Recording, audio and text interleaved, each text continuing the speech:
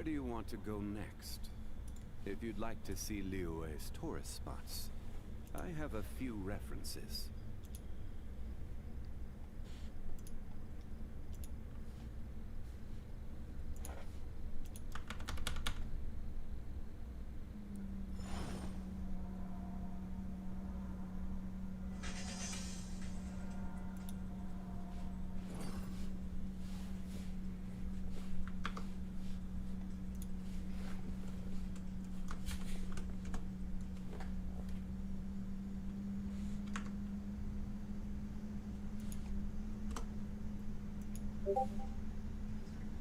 Osmanthus wine tastes the Hey, how's everybody doing tonight?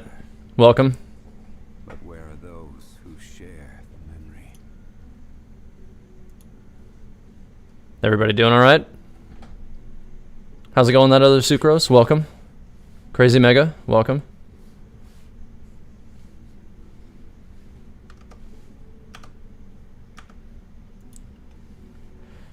Welcome, everybody. Thanks for jumping in so early. Sorry, this one started a couple minutes late. I was having a little bit of trouble getting my getting the chat to show up on the overlay properly, but it seems to be in order now, so I think we're good. I've been working a little bit today to try to continue to lean into this physical team that I'm building around Zhongli.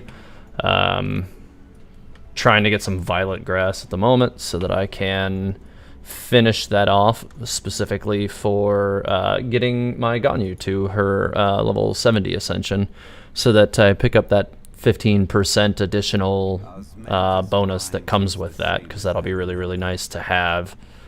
But where are those who share the memory?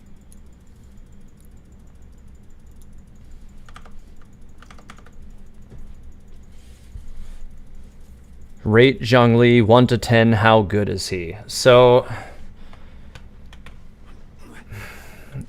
I think that that's difficult to do in general for all characters because there's a lot of considerations that have to go in. And I don't know that any character on the current roster would be necessarily warranting of giving a 10. And obviously rating a character from 1 to 10 also kind of comes with a little bit of personal bias, of course. And as a result of that, so like if I would say no character on the current roster I would give a 10, then I would give Mona a 9. I would give Zhongli at least an 8.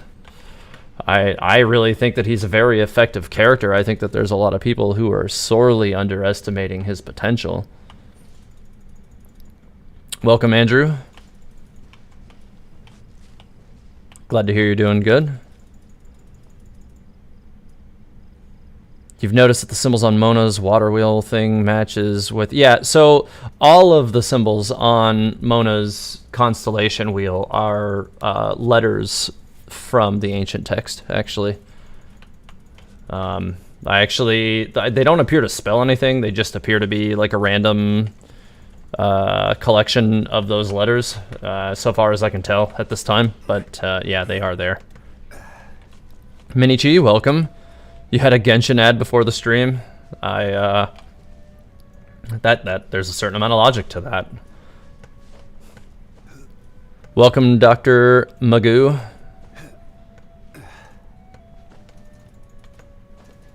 How's it going, Mega Zero? Welcome. I'm having a good week, actually. I mean, we got Zhongli in the world.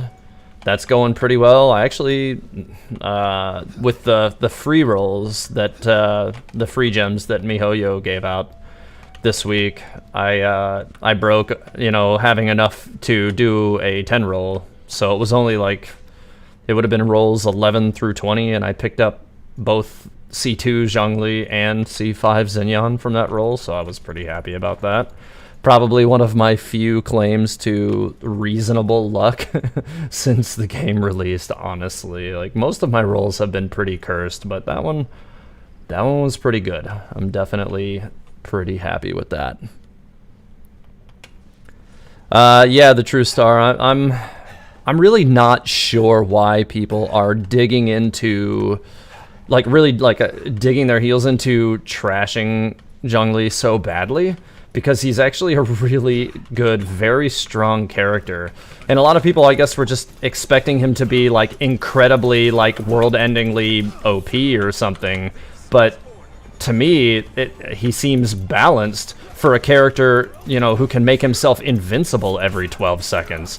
Like, and this isn't to say that, you know, he doesn't have great output, because he actually really does have very good output potential. But again, I think it's 12 seconds.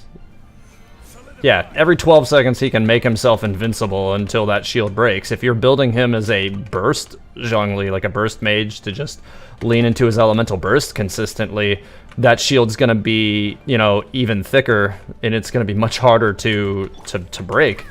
So there's so much merit to this character, and so many aspects of this character that people are just overlooking.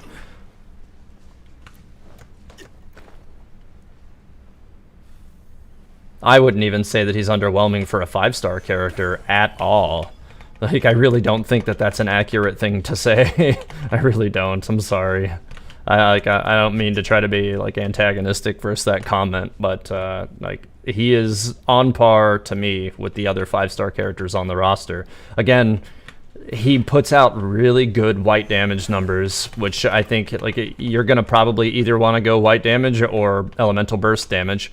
And the modifier numbers attached to his elemental burst are numbers that are also produced, you know, very, like, the actual percentages on it. If you look at it at level 6, 640. The next level is 705. So let's compare that to Mona's. My Stellaris is level 8 at the moment, but it is currently 708. So at one level lower than Mona's, the percent damage modifier is actually higher than hers.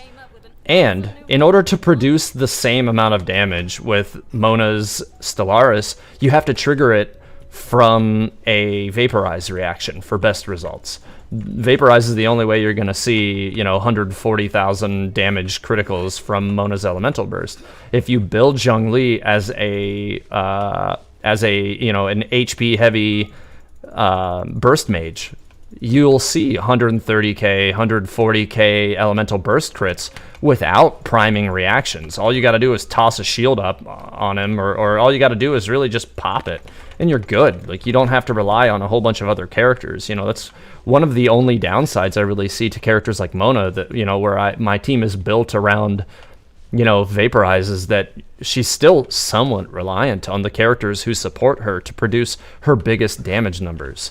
But I'm not even using that build for Zhongli, because I feel like he's also very valuable as a white damage producer, as a physical damage producer.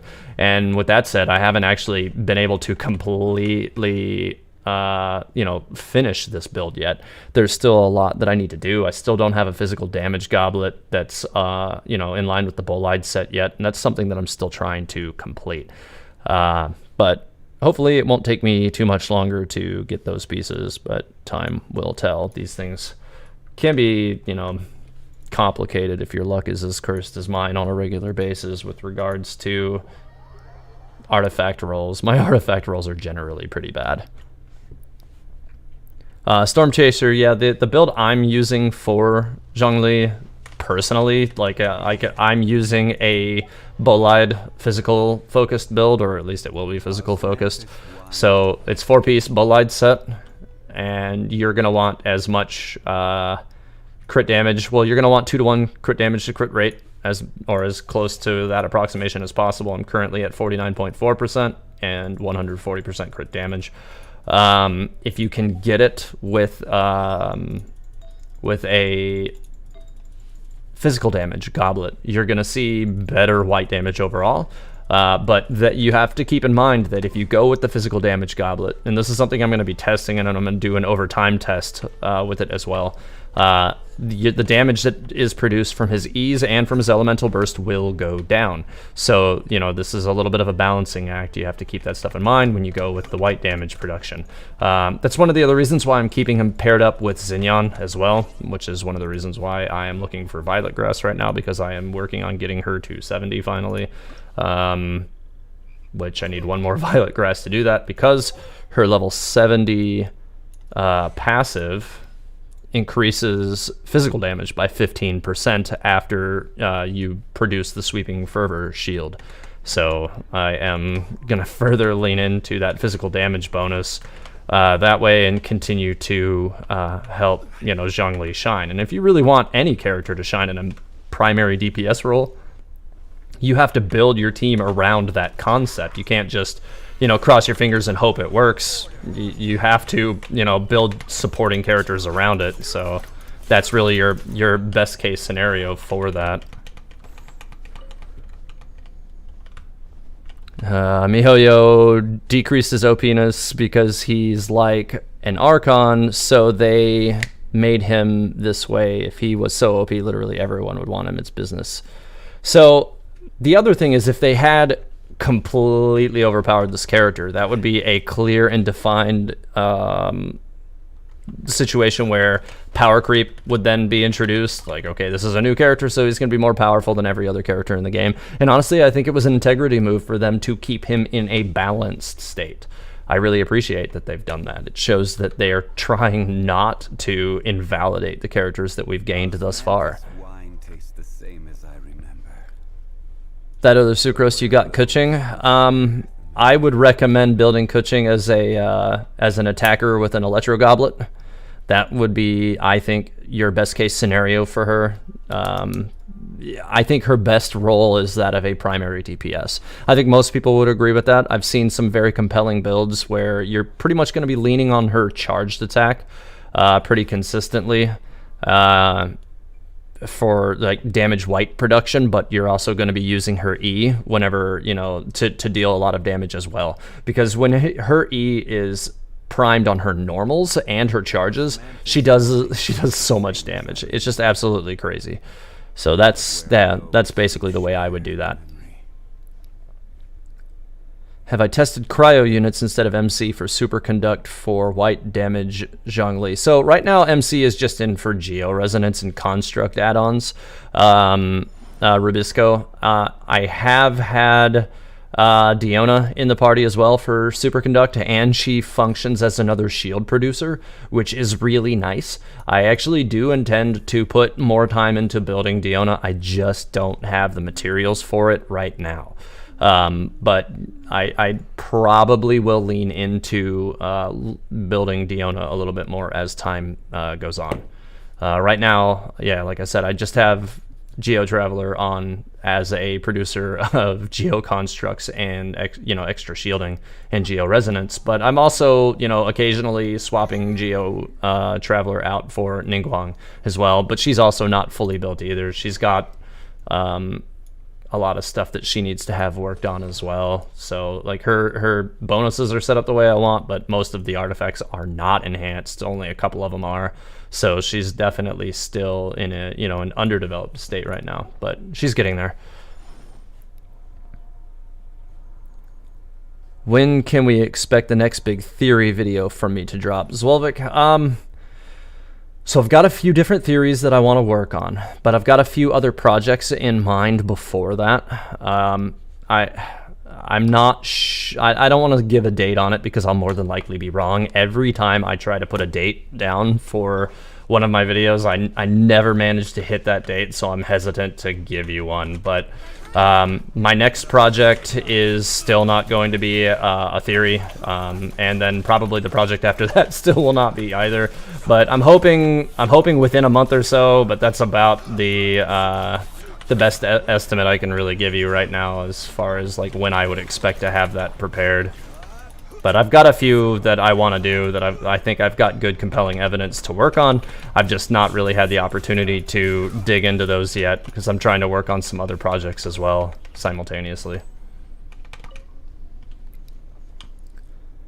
Paimon's story is still unknown for all Genshin players. We all know that MC find her almost sinking in the water. Yeah, so yeah, she was drowning at the beginning of the game. Yeah, we don't really know much about Paimon. It's definitely a compelling character situation. And I do think that there's, you know, some merit to some of the thoughts of like, hey, okay, so if, like in my God of Time theory, if that altar out there on the uninhabited island actually is related to the Sustainer, which I do suspect that it is, maybe it's a little bit fishy that you start so near it at the beginning of the game and that Paimon was out there in the water, but I don't necessarily think that that is a correlation to, you know, like malintent from Paimon. I just think it's more of a, like, Paimon doesn't even know necessarily completely what she is kind of situation. But also, there's other indications that may suggest that Paimon has been active in the world before meeting the Traveler as well. Specifically, she mentioned to Zhongli that she had been to Liyue, or not Liyue, but she had that Inazuma. She knew that Inazuma was not under the the influence of the Vision Hunt decree a year ago. So like that tells me, you know, like she's been around for a little while, at the very least. Have I tested? Yeah, okay, I already did that. Wonder if they are going to buff him due to all the people complaining about him. Storm Chaser, I feel like they probably shouldn't, because you know they would be very potentially running the risk of overpowering him if they did. Would I take it? Yeah, sure, okay, but like I don't really think it's even kind of necessary. My Kepali, my Zhongli is currently Constellation 2.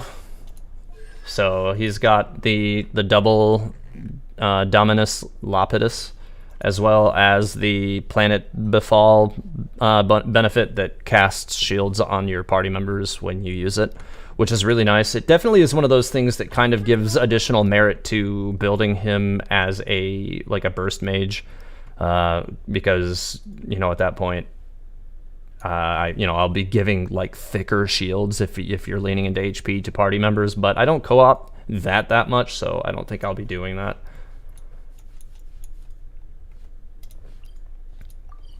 Still waiting for Xinyan to come home. Spent all your primo gems from the battle pass and got a second razor. Well, at least you got a Favonius sword for Bennett, so it wasn't all bad. Yeah, I got a lot of razor from the from the banner as well. Like, I don't use razor, and I haven't even started building him since release. I've used them in the past. I actually, on the China servers in the week before release, you know, I was messing around over there a little bit, and I was building him up over there because I didn't have really a whole lot of character depth. And so yeah, I did have him working over there, but I haven't used him here. He is C6, but I'm not using him. Not currently, anyway. Been wondering what Paimon even is, because she just appears in the Traveler's Path to be his or her guide, but we don't know her story. Yeah, well, I definitely think, Tiago, that we're going to learn more about her story at some point in the future. I think that's probably a safe assumption. I think that they've obviously intended at least a certain amount of, you know, mystery around Paimon's character. And at some point in the future, we're gonna get that reveal, you know, like, okay, so this is what Paimon is, and this is why she is the way that she is. Hopefully sooner rather than later, but honestly, it could be a while still. We'll see. Venti Child Zhongli OP playable week. I don't know if I understand what you're saying, Zafe. Do I think Sumeru will come after Inazuma? So I do believe Sumeru showed after Inazuma on the Storylines trailer. So if I had to say, take a guess, I would say yes. I do think that they presented that storyline trailer to indicate to us the order of the chapters. Whatever's going on over there. Geo is scuffed. If you have a healer in your team, you have enough survivability. Why slot in a Geo who can't even do a good or do... Well, so here's the thing. If you're going to build a Geo team, it's not necessarily going to be built around reactions. It's going to be built around, the Geo characters doing stable damage on their own. Zhongli can absolutely deal stable damage in just with the presence of shields. And then you can choose characters to slot in with a Geo comp just to resist the elements of whatever you're fighting. So you actually could, in theory, have less built characters supporting your Geo team just to pop them, set an elemental reaction, swap off, and pick up a absorption shield to help you, have an easier time with a given enemy. So I think that's what the idea is behind Geo comps, and I think Zhongli is really one of the first characters that really gives us, a good opportunity at producing a full Geo comp or a good, reliable Geo resonance comp, because prior to his existence, it really probably wasn't very ideal. I think my chat might be falling behind here, so I'm going to see if I can catch up, because it does look like it's slightly lagged. Stand by here. Yeah, it definitely jumped behind a little bit. Does Manthus wine taste the same as I remember? What do I think the significance of the tiles of Oceanid's boss is? So I'm guessing, but I'm not sure if I understand the question, Harris Muse. Do you mean the tiles that like she drops out from underneath you when you're fighting her? How's it going, Nee? Welcome. Lego is the first time the math guys are complaining, though. So I don't know that it's fair to say that like the math guys are like I almost feel like, like I've done a lot of math on Zhongli as well. I consider myself one of the more mathy type people regarding my approach to character building in this game. And the thing is, you might see ever so slightly lower damage numbers comparatively hit for hit with Zhongli, but he also has significantly faster attack speed than most of these characters. So it kind of balances itself out.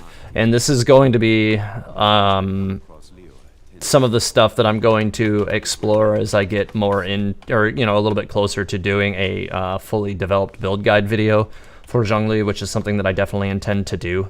But again, even if you aren't, okay, if you're not happy with, 3 to 4k normal attack damage, 5k normal attack damage with 10k charges, you can still build him as a burst mage and get 140k elemental bursts without even, setting damage or reactions from other characters, which is something no other character in the game can do easily.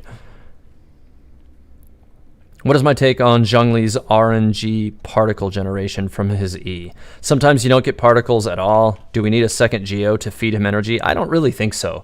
And honest to goodness, most of my reason for that is in most fights, like say for instance, you're fighting a Ruin Guard, even if you barely swap to another character, like a lot of the times I'll swap and I'll just throw up Fischl, hit them with a steal like I just did. A lot of the times I'll have his elemental burst up at the beginning of the fight and then again towards about the halfway mark of the fight. Like he usually will have his elemental burst up and ready again, by the time the cooldown is off. I really don't necessarily, like I don't even have an energy recharge build set up on him and he still regenerates it fast.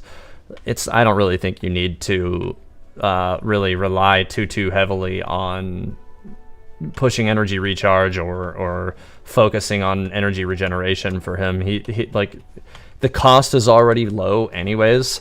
If you look at the cost of his elemental burst compared to that of some other characters, the energy cost is only 40. A lot of other characters' energy cost is 80. And so this is another one of those things where, like Zhongli is, intended to be using that elemental burst frequently. And so, you know, he like a lot of the times for me in you know, continued battles or prolonged battles, it's back up again before the cooldown is even off. So no, I don't think it's really important that you do that. There was a forum post about Zhongli's totem's weird energy spawn mechanics. MiHoYo customer service said that they're aware of it and they're looking to fix it. Thoughts? So I think that like they may make some tweaks to how particle regeneration works so that maybe you can produce them more reliably.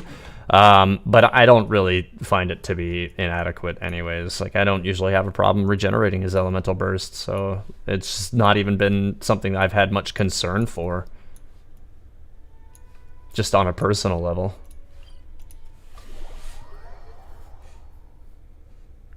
You got Qiqi and Zhongli on your reroll account, and now you're confused. Should you go with your main account or your reroll account? Current account is Razor and Qiqi, healer as well.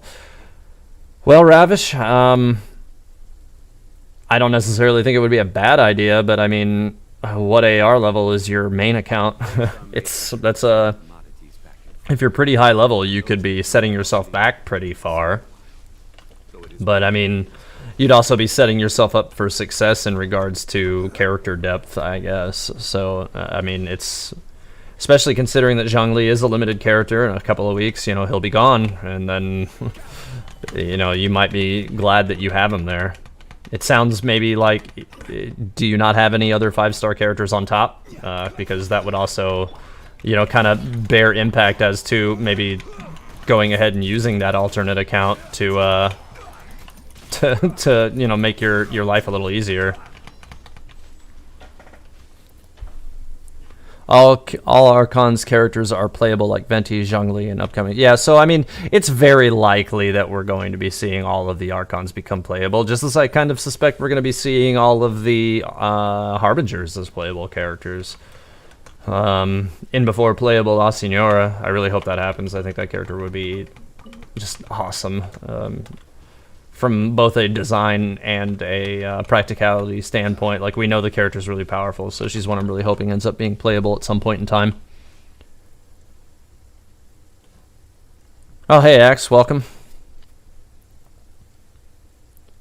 Fly at Night. My stance on Zhongli is that he is, like, incredibly underestimated and undervalued by the majority of the community at large right now. And this is one of those things where I feel like there's a lot of people who don't have Zhongli and are just hinging on the, you know, hinging on the word of, you know, this person or that person. And I'm just another one of those voices that's saying, you know, okay, this character is this or this character is that. But, you know, the best way to, you know, see it for yourself is to get the character. And so I understand that can be unrealistic, though, because you want to save your Primo Gems for characters that you think are actually going to pan out, and that's one of the reasons why you go to people such as myself to find out if that character is going to be good.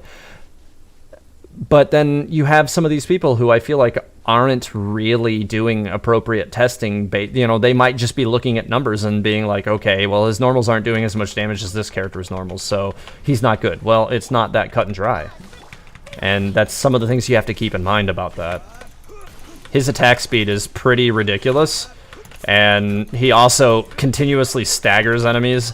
I watched a video, I think it was this morning, actually. I watched a video this morning of somebody who 1-to-100'd child without taking a single point of damage.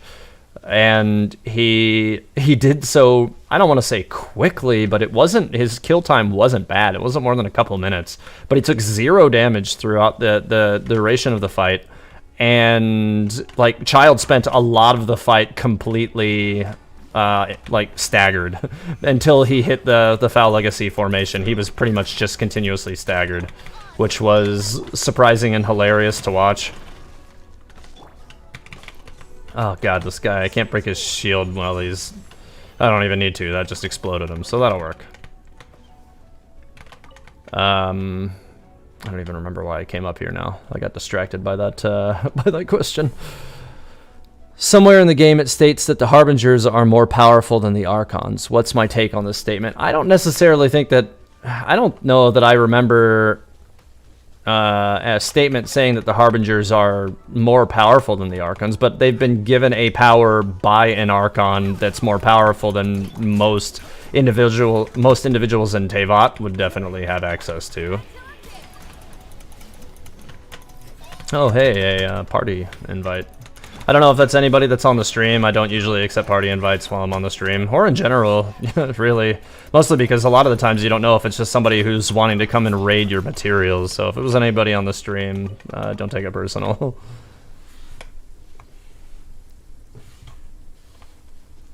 Should I have a team that has Zhongli and Zhao together? The shield will take damage when Zhao uses his ult. So the one thing I would keep in mind with regard to that, Helen, is that we don't know what kind of changes could take place regarding Zhao before he actually releases. That character could actually, undergo pretty significant balance changes or skill alterations. One of the, in CBT2, one of the major kind of niche things that, Zhao was kind of built around was this idea of him being like the only character on the roster that had plunge damage, the opportunity to perform plunges, and now everybody can. So we could actually be seeing some kind of a rework on how Zhao's skills work. So I kind of would hold short for now on theory crafting team setups for Zhao, just because we don't know what could change.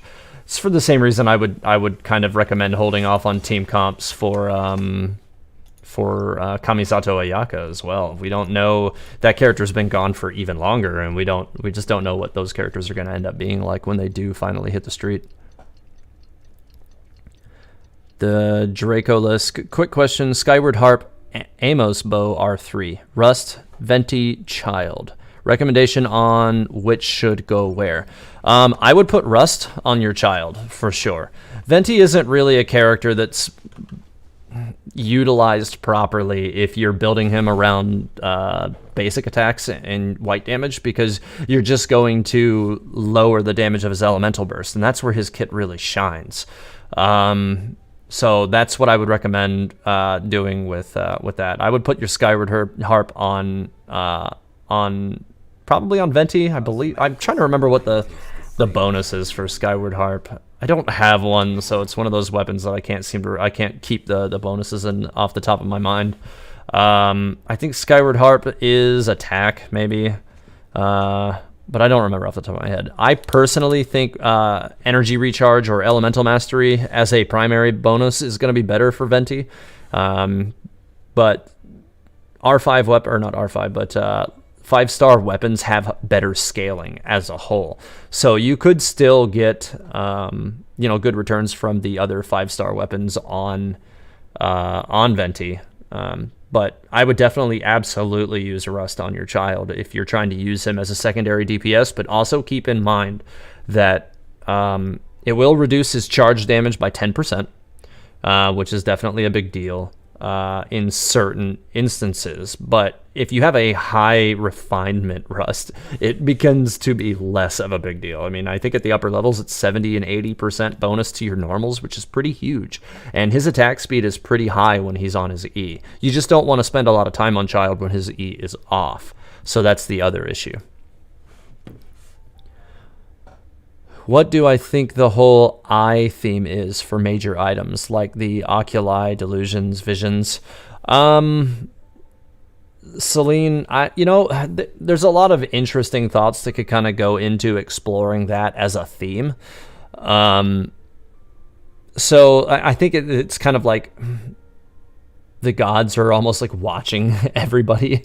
So like the delusions are artificial visions created by the Tsaritsa. So it's kind of like her version of being like the overseers of Celestia. But the visions, are also supposedly granted by, each of the archons of the region.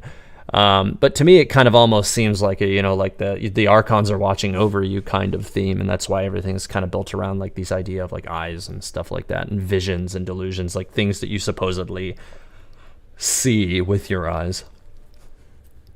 Since the Tsaritsa was willing to make a contract with Rex Lapis rather than steal his gnosis, Despite doing the same to Venti, she may have been worried by his level of power. Yeah, I definitely suspect, Andrew, that was her motivation for going into contract with Rex. Like, she may have just realized, like, straight up, like, hey, Zhongli, or rather Rex Lopus, is a pretty reasonable Archon if you can approach him realistically with a proposal for a contract. He'll probably, go with it. And so, yeah, she went ahead and went with that, knowing that it would likely result in the kind of, return that she wanted. There's another one of those instances where you use an elemental burst at the beginning of a fight and it's already back up before the end of it. Many testers and min-maxers base a lot of their opinions on Abyss. I seem to consider the game as a whole. It's good to have both perspectives. Yeah, Jacob, that's definitely one of the major things. But I've also deployed my Zhongli this week into the Abyss already. And while he has absolutely helped me get through some of the floors that I was having trouble with before, and that's something that's noteworthy. Some of these, burst damage builds don't necessarily push you deep into the Abyss because some of those characters have resistances. But white damage is also pretty helpful at times. But I'm still having a little bit of trouble in floor 11 just because I need to get my child built and pushed up for that. But yeah, I generally like to consider the whole game. Your domains, the Abyss, the actual overworld. I don't like to just base everything on the Abyss because that's a portion of your gameplay experience. It's not the whole thing. So yeah, that's I appreciate you saying that. That is definitely my approach to combat in this game, is to kind of take into consideration everything.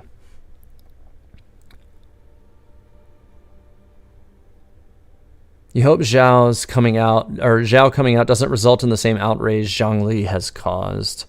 You like Zhongli's power level, and if Zhao isn't insanely overpowered like Zhongli, people will get angry. See, but I don't really...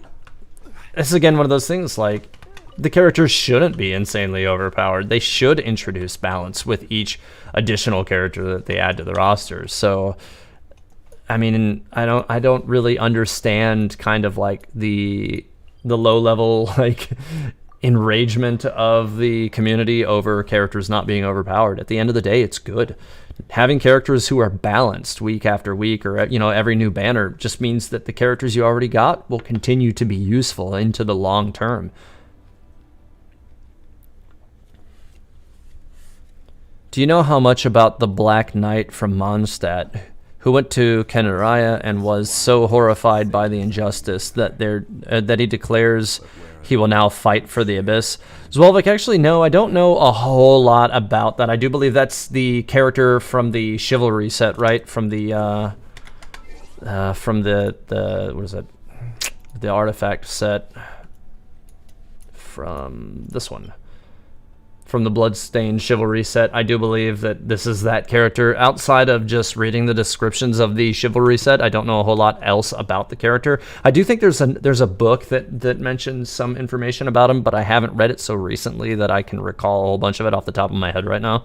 But I do have some theories that I'm kind of scratching out some data for, regarding several artifacts, weapon sets, all that kind of stuff. So you guys can definitely expect some lore and or theory content to be generated as a result of artifact and weapons for sure at some point in the future. Katie, you're at 75 pity on standard banner. Hope the soft pity is still real and you get Mona. Yeah, I mean, if that's the character you're trying to go for, I really, I'm crossing my fingers for you that you do see Mona drop for you finally. I'm really excited now that we know that the Ascensions at 2050 and 70 are going to be giving us a whole bunch of Acquaint Fates. I'm looking forward to actually getting all of those and pushing closer to Pity on the normal banner with hopes of either finally getting Constellations for my Mona or possibly better yet. But now, I mean, honestly, I think I'd rather have Constellations on Mona, but for a lore and storycraft opportunity, I do still need to get my hands on both Kuching and Chi-Chi, and I don't have them yet, so that will be really nice as an opportunity for me to pull those characters.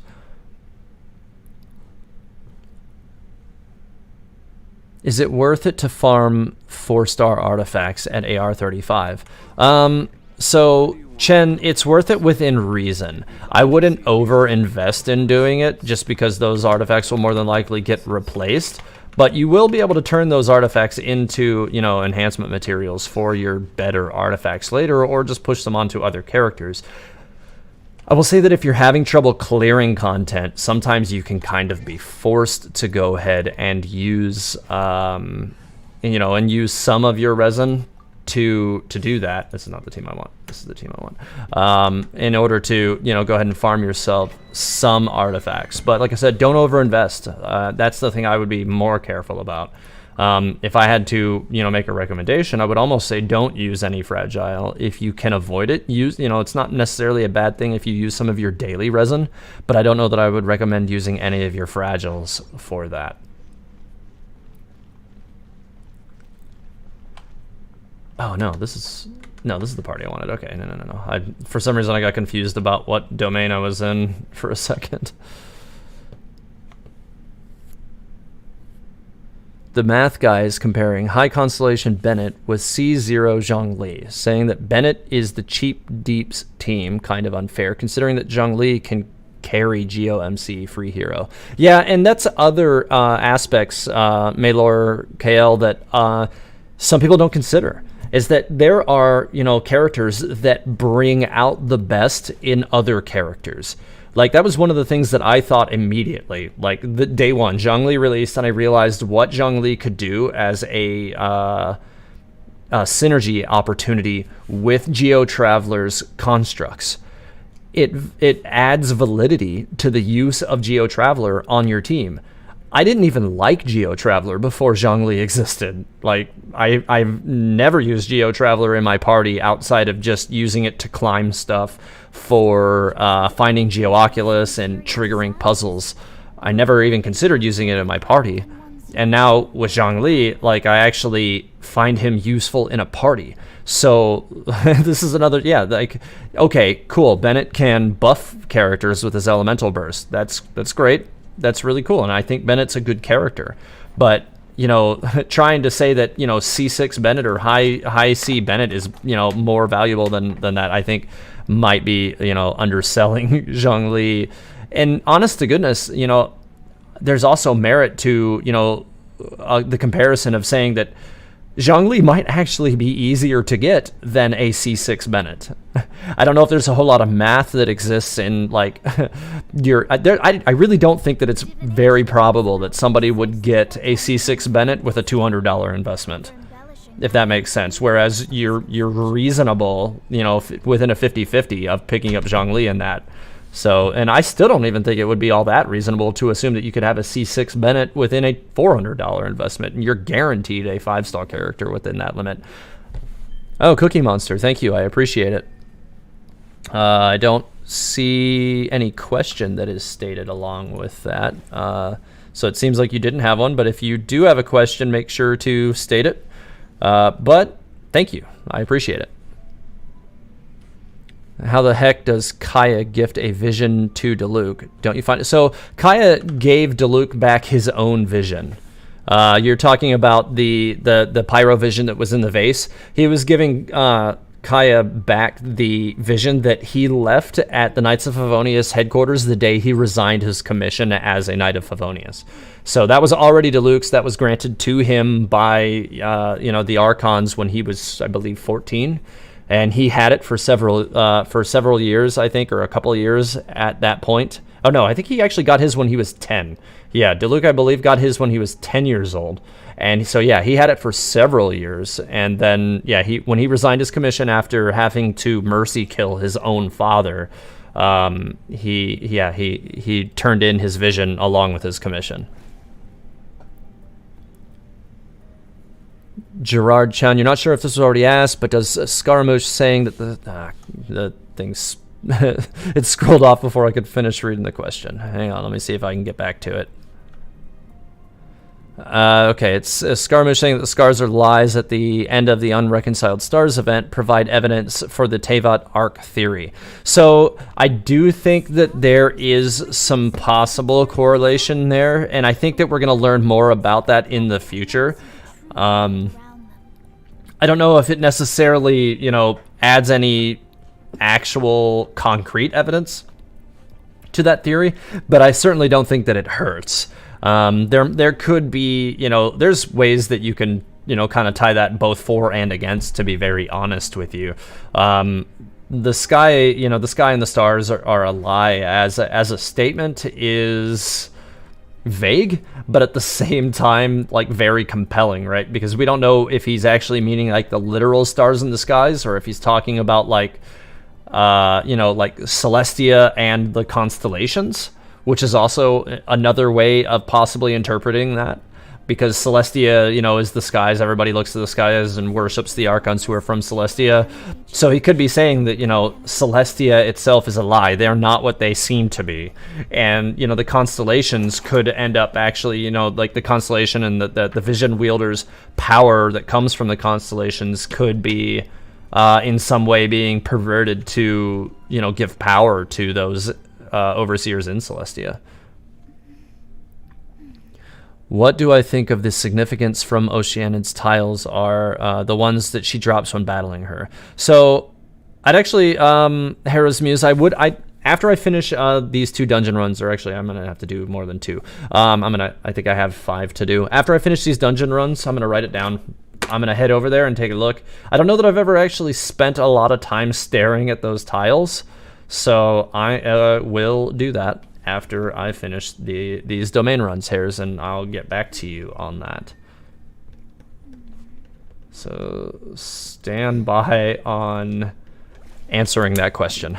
Sorry you had to ask. I saw that you answered, or you asked that question several times. Like I kept meaning to address it, and I kept getting buried by other questions. So, but I will go out there and check it out. Bennett is nowhere near as valuable as a pyro DPS as Diluc. Yeah, I absolutely agree with that, Neri. Like, I really don't think that the 2 characters are comparable in that regard. Like, yeah, okay, like Bennett can be looked at as a budget Diluc. Like, if you don't have him, he can fill the role, but he's not going to do it as well, for sure.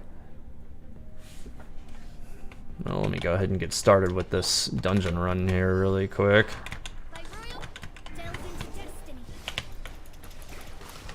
These guys always try to run over here. No, go back over there. Oh, come on. Wow, okay, that did not exactly go the way I wanted it to.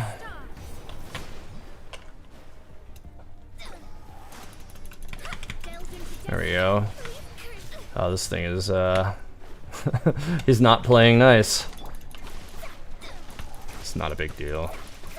Just kind of cut through him. Aw, I can't believe that still hit me. Alright, now I can kind of just slide over here. Why is he still facing me?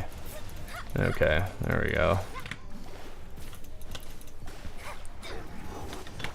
That's a little bit better. Make sure that I have Jean's burst ready to go. Oh, yep, there it is. This is gotta be one of my like all-time worst rounds I think I've had starting this fight. It's probably because I've been playing my Zhongli team so much that I'm getting like a little bit rusty on my normal team. I gotta try to make sure that I use this team daily so that I don't mess up my muscle memory for my normal team. Not happy that I just had to use my elemental burst to trigger a heal for Mona when I usually use it to prop up Klee after doing this. Here, I can finish that thing's shield off really quick. There we go. Oh, that thing's over there, still trying to tag me with those things. Okay, I don't want to be standing there. That's definitely not where I want to be.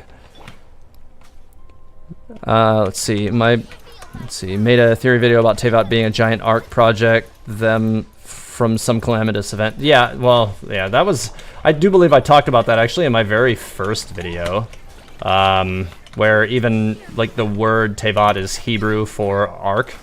or ship. So there's, I definitely think that was an intentional choice by the developers to suggest a connection between Genshin Impact and the ARC project that's spoken of in Honkai Third Impact. And I do suspect that we're going to continue to see more correlations between the two games as time progresses, or more things that will suggest a connection between the ARC project and Teyvat as a whole. Only time will tell really how that's going to progress, but I do hope that that's where they're going with it in the long run of things. I would be more surprised, honestly, at this point, if that's not where they're going. I really suspect that is 100% what they're doing. After building Bennett, you realized you want another one for your second team. He's too good as a support. Yeah, I do think that he's a good support character. I've only kind of recently started to build him into team opportunities, and that's because I was early on with Zhongli this week, kind of working with the idea of having a Geo and Pyro Resonance team.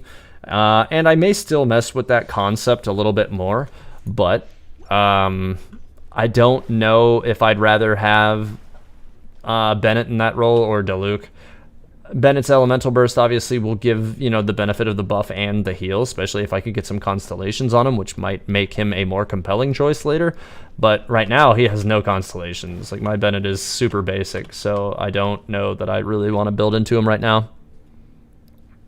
Joshua Zhang, yes, I will be doing backstories for the Liyue characters. Right now, I'm doing yet another Mondstadt character backstory. But I was actually just having a conversation with somebody. I think it was on my Discord this week. Which, by the way, to any of you guys who are in the stream right now, if you have not yet joined the Discord, you should. We actually just broke 1,000 members on the Discord today, so it's actually starting to get rather large as a Discord community for a YouTube channel would be concerned, I think, and I'm pretty happy with the growth that the channel's had thus far. But anyways, yeah, I was just talking with somebody the other day about how I have not yet done any Liyue backstories, but I definitely intend to soon. I'm not going to say who yet, but pretty soon. How should you build your Klee, Tiago? I have a Crimson Witch set, but you don't know what main stats and substats you should have. Honest to goodness, like when building Klee, like I would build her the same way I have built her, the same way I built Mona. The only thing I would change on my Klee is changing her out from having two-piece Gladiator to having two-piece Witch, so that I have that Pyro bonus instead. But I haven't gotten around to farming that just because she's a secondary for me, so she's a little bit lower priority than Mona, and she's also lower priority for me than Zhongli, who is also in a primary but for my second team. So with that said, you'll still want to focus on 2-to-1 crit damage crit rate ratio. You'll still want to have that bonus. You could actually do for a character like Klee, where her burst isn't necessary. Like, her burst is actually quite good, but it seems like short duration, and you don't. If you swap characters, it turns off, which is kind of irritating to me. But you could definitely increase its overall output if you were to just use like two-piece Witch, two-piece Gladiator as well. But I would only recommend doing that if you can maintain crit rate or high levels of crit rate without using a two-piece set like Berserker, which is the same thing I'm still stuck doing with Mona, because I'm just not able to keep that 50% or better crit rate without Berserker. And until I can do that, I'm going to keep using it. So I would say the same would be true of Klee. You could try something like Noblesse Oblige, which will increase the Elemental Burst damage by 20%. But the thing to keep in mind on her Elemental Burst is it's not one big number. It's a lot of smaller numbers broken up over, I think, 10 or 15 second duration. So those little numbers will stack up, but I feel like two-piece bonuses like Noblesse Oblige are actually much better on the characters that produce large numbers, because percent-based gains are larger when applied to larger numbers. So I don't think it's a good use on Klee. I would just build into straight damage for her. What do I think of the cubes that appears when the Jade Chamber is destroyed? So, that's actually something that I would like more clarification on. I definitely think that the 1 or 2 frames that displayed cubes were an interesting choice to show. I don't know if it's like one of those things that like the cubes showed up because the Osile was sealed, and maybe that was like the celestial representation of him being resealed again. But we don't know necessarily what the impact of all this cube magic really is in the grander scheme of things yet. I do think that there's definitely going to be some kind of broad reveal as to what all these cube enemies and presence of these cube powers that the Sustainer has. I definitely think that we're going to be having some kind of a big reveal at some point in the future as to what all this means. And it's going to be huge when it happens, but I can't wait to see more on that. But right now, I don't really know what to think outside of it possibly being, like a 1 or 2 frames visual representation of the resealing of Osile. That's what I suspect. Do you think that the serpent sealed under Xinyan is a Geovishap? No, I don't. I'm thinking that the Geovishap, like a non-hatchling version, like a non-baby version, like will probably be something different. I'm thinking that the serpent sealed under the serpent sealed under Xinyan is Osile, and he's his own thing. Okay, I already answered that. It isn't as big a jump from AR-40. Oh, you're talking to somebody else. Is Mona good with Bennett? So Mona can be good with Bennett because his elemental burst will give Mona more damage output if she's over 70%, or if you have his constellations up high, it'll just do it in general. Because I guess I'd have to look into that. If anybody here has a high constellation level Bennett that can confirm this, does his elemental burst damage increase buff actually still apply if the character's HP is being healed between 70 and 100 in the high constellation form of that, if that makes sense? If anybody in here can confirm that for me, I would be really curious to hear the answer of that, because I haven't had access to a high constellation Bennett to test that.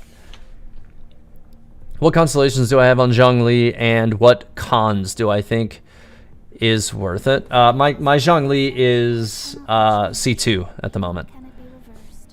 Do I think Mona should use Noblest set for 1.2 or new Hydro set? I cannot talk about that, actually.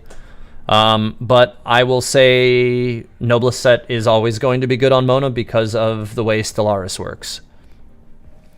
What if the false sky and truth Lisa discovered is that Teyvat is a bubble dimension? Yeah, there's definitely there's definitely the possibility of a relationship between the idea of the false sky and whatever it is that Lisa learned about that kind of changed her personality from, an outward, or an outgoing, very focused, studious individual to the lazy, sleepy librarian that we know in Mondstadt now.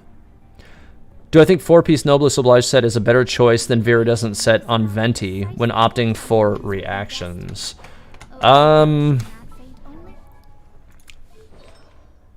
I really don't think so. You're going to increase the elemental burst damage of all your other party members. You're going to increase elemental... Using an elemental burst increases the attack percent by 20% for all of your other characters. So basically it would be using Venti to buff everybody else. I really feel like I guess it kind of depends on the party that you have built around him. Like, say for instance, you're building him around a character like Mona, who has, the potential for high output burst in a single hit. Then you might want to build him with Viridescent, I don't even know if I'm saying that right. I'm probably not. But you'd probably want to build him with that set because it's going to give you higher output numbers over a single hit, whereas the 20% increase in attack will probably apply better to like a team that's built around maybe like physical damage and damage over time.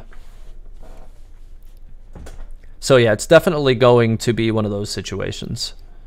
Does Mona complement Zhongli? I definitely think that there are parties that you could arrange to make Mona and Zhongli work well off one another. I have not messed around with it yet, but I intend to. I do think that he won't really mesh with the they won't really mesh well in the team concept that I have going right now. As my primary team, so I probably would have to either build Mona or Zhongli differently. But I think that if, for instance, I were to build Zhongli as a burst mage, the two would actually work off each other a lot better. And that would be basically building a team around the concept of all big damage numbers. But the downside for me doing that is, okay, I build Zhongli as a burst damage dealer. And now he has this capability of dealing 140k crit elemental bursts. Well, the only character on my normal roster that I could take off to put him in without busting my Pyro Resonance, which is what helps Mona do 140, 150k Stellaris bursts if I crit on those hits, would be to take out my healer. So I would definitely need to make sure that I'm very diligent to keep Zhongli's shield up almost at all times. Because if I don't do that, then not having a healer would be, like an anchor on my team. Like, I've got an obvious weak spot I cannot recover if I take damage. So I'm either going to be much more reliant on food or going back to statues between fights. So, it can kind of give you like a lower overhead in terms of like long-term or rather party longevity. Whereas a team built around Zhongli and generating shields as a whole really doesn't need healing as much because you're almost taking no damage in general anyways, if that makes sense. So basically, in order to get Zhongli and Mona to play together well, you're going to have to give up something. That's how I feel about it. How do I feel about the 75 free Acquaint Fate in 1.2? I think that it's actually a really good precedent that they're setting out by giving out that many free roles. I'm really excited for that to actually go ahead and be deployed. I'm really looking forward to seeing if I can actually pull any of the normal banners 5-star characters. Hopefully maybe some of the ones that I haven't already gotten. Hey, No English, welcome. I love your videos, by the way. My wife and I usually check your channel out as often as possible to see what kind of new ridiculous stuff you're making the characters from Genshin Impact that we all love do week after week. So if you guys have not subscribed or checked out No English's channel, I do recommend that you do that because it's always good for a laugh. By the way, I do think probably of all the videos that you've made, and I know that your Brooklyn Nine-Nine one, and Brooklyn Nine-Nine is a show that I love, and I love that video, but I do think that my favorite has got to be the kitchen gun. I think that is probably the one that my wife and I quote the most. We're just walking around, like, go into the kitchen, and we're just like, I love you, kitchen gun, and we're just laughing, like, all the time about it. So the kitchen gun video is great. We really love that one.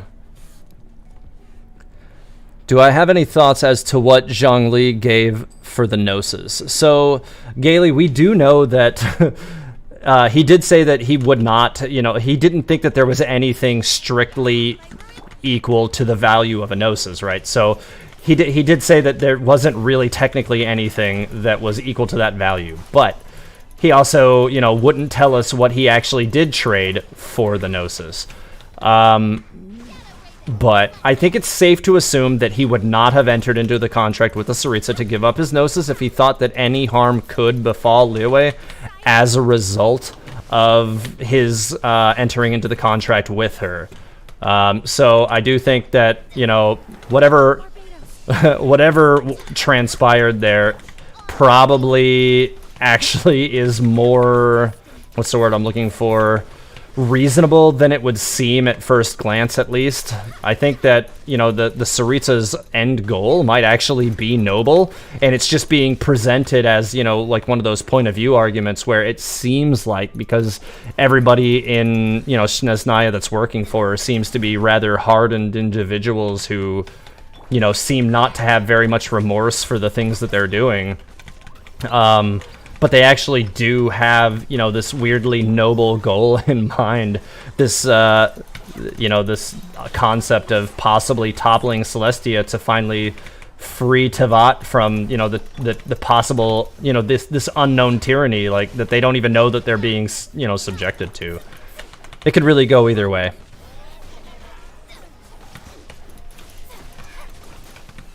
Okay, I need to not be standing right there for a second. I need to reposition over here really quick. There we go.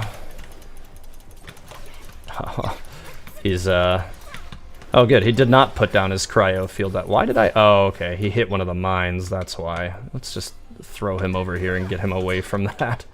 I do not want to take any unnecessary vaporized damage. There we go. Razor or Diluc? Honest to goodness, Diluc. If you have both of those characters, I would take Diluc every day, all day, out of the two of those characters. To me, there's not really much of a comparison, honestly. That I do think that to a certain degree, the two of them fill kind of different roles in your party. But honestly, if you have both, like, I would much sooner build my party around a Diluc than I would a Razor. Oh, I actually got some Petra pieces. I don't really see that many Petras. I don't know why. They just don't seem to drop for me. Wait, free wishes. You can get Benny. Yeah, Neri. If you hadn't heard, they announced recently that in 1.2 we're going to be getting a retroactive system that will allow us to get a single acquaint fate for each ascension at 20, 50, and 70. So for every character that you've ascended, you'll get, you know, one acquaint fate at each of those ascensions. So let's see, like, for me right now, let's see what characters I've done that with already.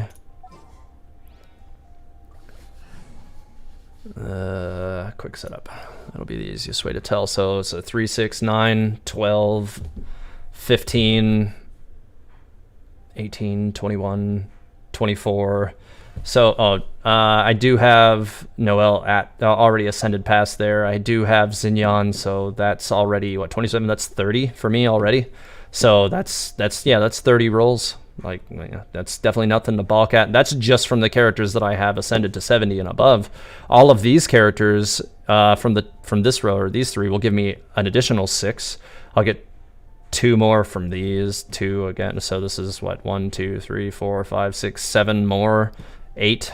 I think Lisa, no, she isn't yet, so it's another, like, but yeah, I'm gonna be looking at 40 free rolls like the day that comes out, so I'm pretty excited that that's gonna happen.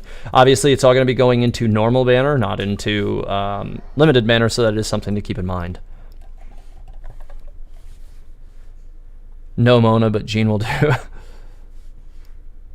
Oh, my chat keeps like falling behind weirdly. I'm gonna swap my windows so I can read the chat off of my stream overlay, because it usually isn't as far behind as the other one for some reason. I don't know why it works that way, but it's driving me crazy. Do you think the Tsaritsa could be related to Bronya, considering the Archons are basically the counterparts of the Hershers?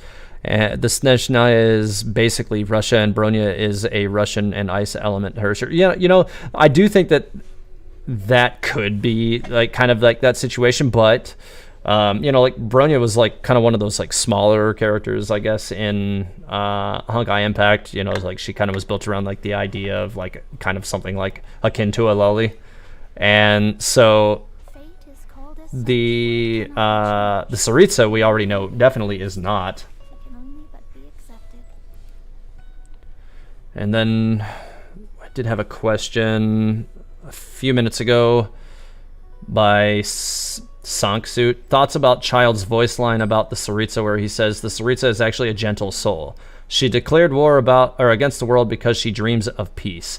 So, yes, I think that was relatively apparent during Child's storyline, actually, where, he definitely, continued to announce his dedication for seeing the Tsaritsa's goals fulfilled. And there's a lot of, information that suggests that the Tsaritsa might actually even be the god of love. Like, that might actually be her title. But she loved her people so much that she recognized that she would have to harden herself and do things that she wouldn't have normally done in order to protect Teyvat and in order to protect Snezhnaya. Like, she really may be like the Archon who will, if we see any of the Archons die in this game, the two that I would say are most likely to end up dying in some kind of sad way that you feel bad.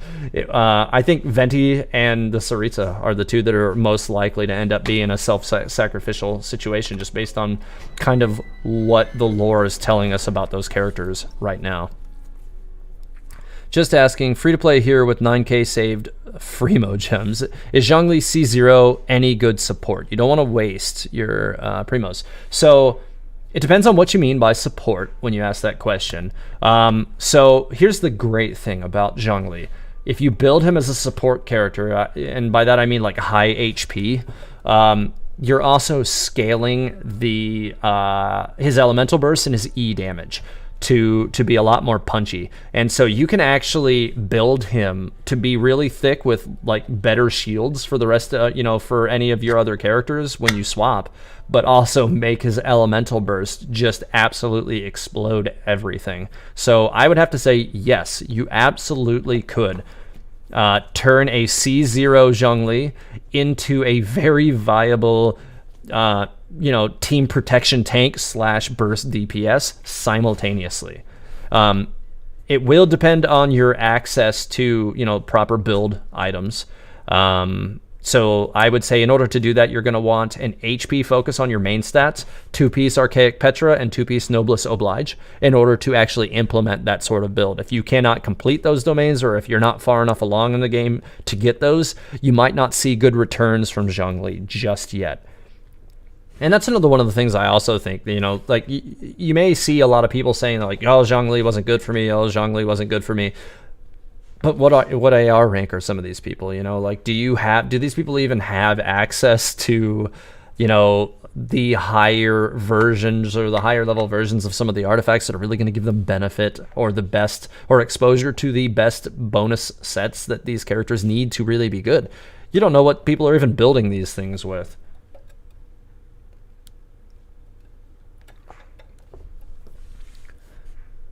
You heard Jinx and Tuna are the gaming math guy. He says Zhongli is really, really, really underpowered.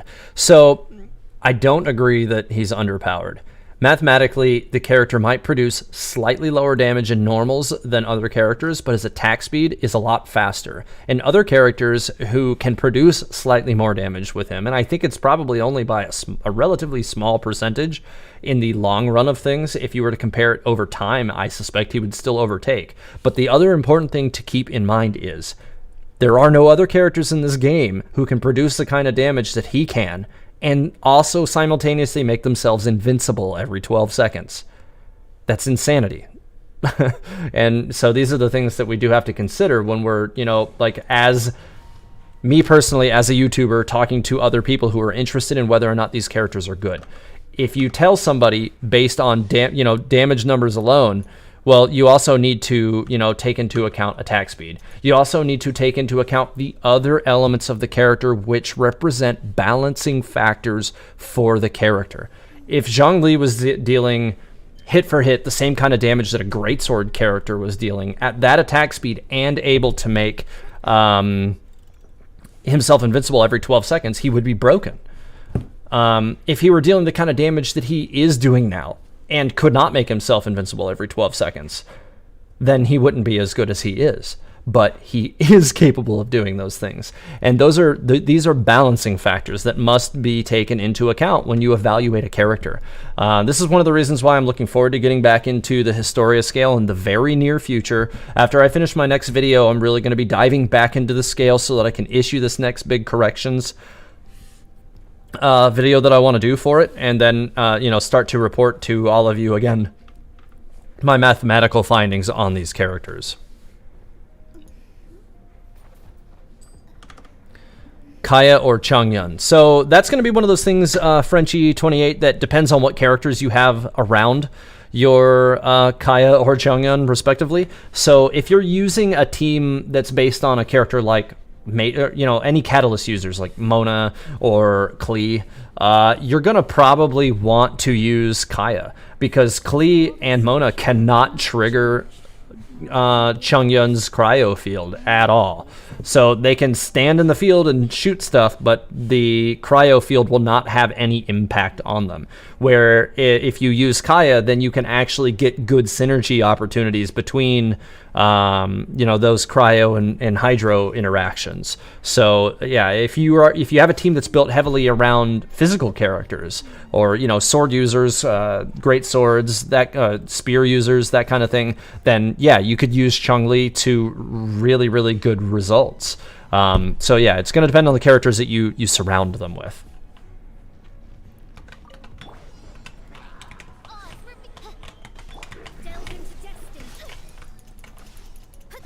Unless you have high constant, I think I might have missed something there. In the future, am I going to pull for every Archon that comes out?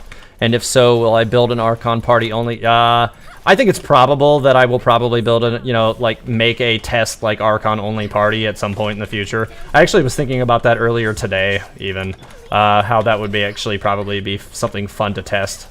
But also, with that said, it is my intent to roll on every 5-star character in the game, period, for one very important reason, which is at the core of my channel is providing lore content. And if I don't have a character, then I cannot make a lore video on it, because I can't record footage of that character to, reproduce their stories. So even if I can, have to get the story information from you guys as contributors to the channel for the friendship level story or level 6 story applications, I still need to have that character in order to actually make their story, because I can't get footage for a character I don't have. So yeah, you guys can pretty much expect, at least right now, my plan is to try to get every 5-star character as the game continues to progress. That does kind of put me in a kind of a sour spot where, there's probably not going to be much expectation for me, at least right now, especially since my channel is still relatively new in the grand scheme of growth. And, I'm still relatively small as a YouTuber. I'm not going to have much expectation to get really, really high constellation levels on these characters, because I just can't make that kind of investment and then still expect 2-3 weeks later to turn around and pull the next character as well. I just can't make that kind of investment into the game right now. My income just doesn't support that yet. Maybe at some point in the future, I might be able to, work something out with that, but right now it's definitely not in the cards. But yeah, right now my plan is definitely, in regards to character acquisition, it's definitely quantity over quality, which would be, having an amount, a sheer amount of 5-star characters as opposed to depth in constellations on the 5-star characters that I have. And that's, like I said, because, I am really invested in providing lore content as well. Good luck with the Archon party. Wish you luck. You want to do a full Harbinger team? Yeah, actually, that's something I'm really, really interested in doing as well. I definitely would love to build a full Harbinger party. I could see Child and Signora being a really nasty combo, especially since it appears that Signora is a cryo character. So, obviously, Hydro and cryo play really well together for, creating frozen reaction situation. So I think that whatever her kit ends up being, supposing that it does end up being a cryo kit at its core, that it they should have good synergy, at least in theory. But I also suspect she's going to be a catalyst. So, you know, like, that's one of those elusive things that we all really want and don't have yet, is a cryo catalyst character. And if she ends up being the first playable cryo catalyst character, that would just be pure insanity. I'm really hoping that she does end up becoming a playable character sooner rather than later. I really do. Is Diona worth it to build up with just C0? I don't have Chi-Chi, and my only healer is C1 Barbs or C0 Jean.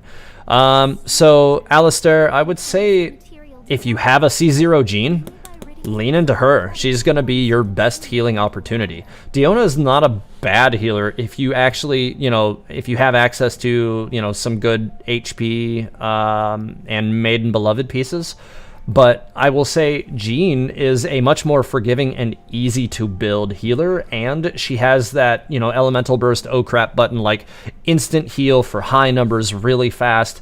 She can also pick enemies that are small and medium up and throw them in the air for 8 to 10,000 falling damage, and that applies even in the lower world levels. So Jean, I think, you know, tit for tat, has the best rounded kit of any of the healers in the game. She can basically be plugged into almost any team and extract maximum value, and you can build her with relatively easy to get artifacts. Really, all you need to max out her healing is just attack percent, and it's really easy to get attack percent items. It really truly is. And then you can pair her up with any weapon that gives you energy recharge, and her elemental burst will come back so fast. So yeah, and then there's another point to consider with regards to trying to build Diona, which is if you do not have her elemental burst up, she's not going to be able to heal you at all. So you can be left in these situations where you have no options to heal. All of your characters are low HP, and her elemental burst is not charged. And so you just can't get healed until you swap to her, put her at risk, and charge that thing up to get a healing field down. I personally prefer healers like Barbara, like Jean, who can give you an instantaneous heal, and then you don't have to worry about it anymore.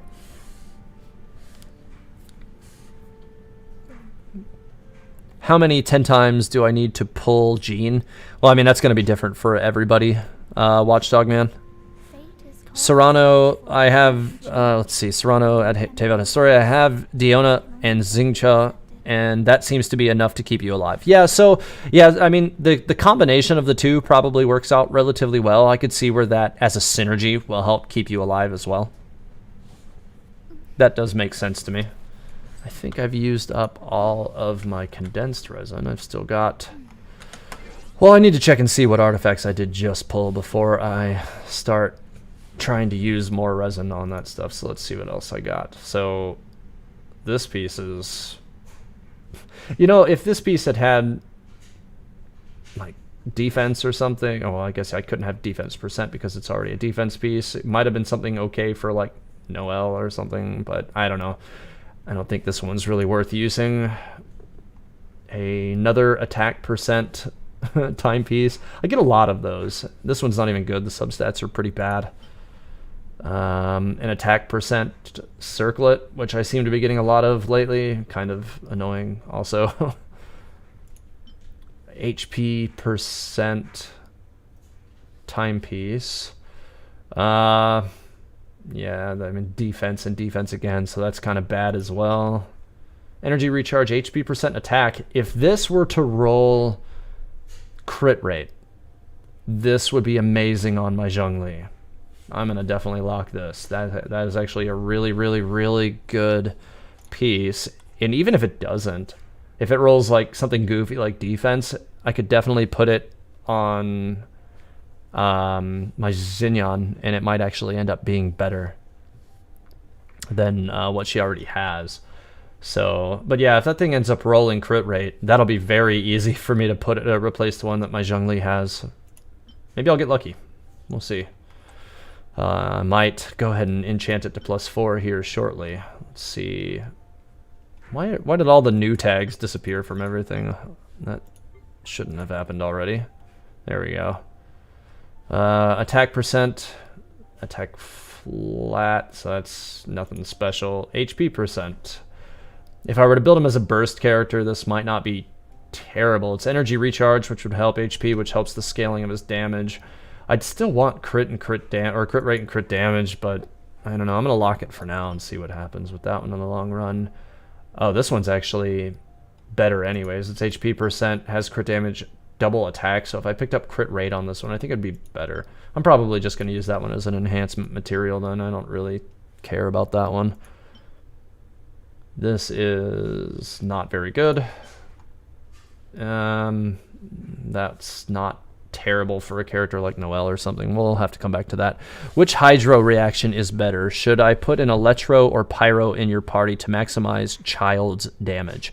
So I would say on a personal level, I prefer using Vaporize Axe, because if you're utilizing hydro behind your pyro reactions, you're going to get that 2 times damage application. I think and if anybody knows better, please correct me and direct it directly at Axe for him to see it. But I believe Electro Charge's bonus is only 1.2% as far as bonus damage. Now, it does spread up to 5 targets, so you can kind of get outreach damage, which could technically, I suppose, if you're fighting enough enemies at the same time, outperform Vaporize.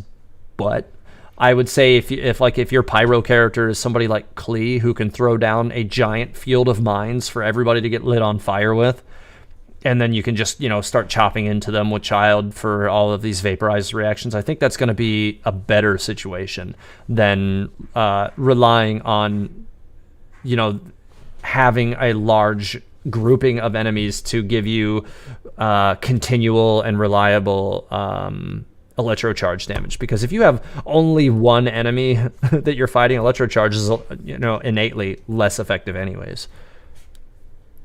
So me personally, for a lot of reasons, I would say Vaporize is more valuable.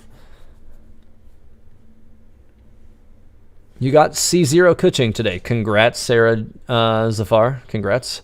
But you also got C1 Ningguang today. You saw somebody who did 40k damage per Jade Star per Star Jade without any buffs, potions, etc. And now you're so confused on who to main DPS. Honest to goodness, I think in the long run of things, I think Kuching will probably give you better overall output in the and I think that she'll probably be able to serve you better in more situations. But you could also build the 2 of those characters simultaneously as a primary and secondary DPS situation.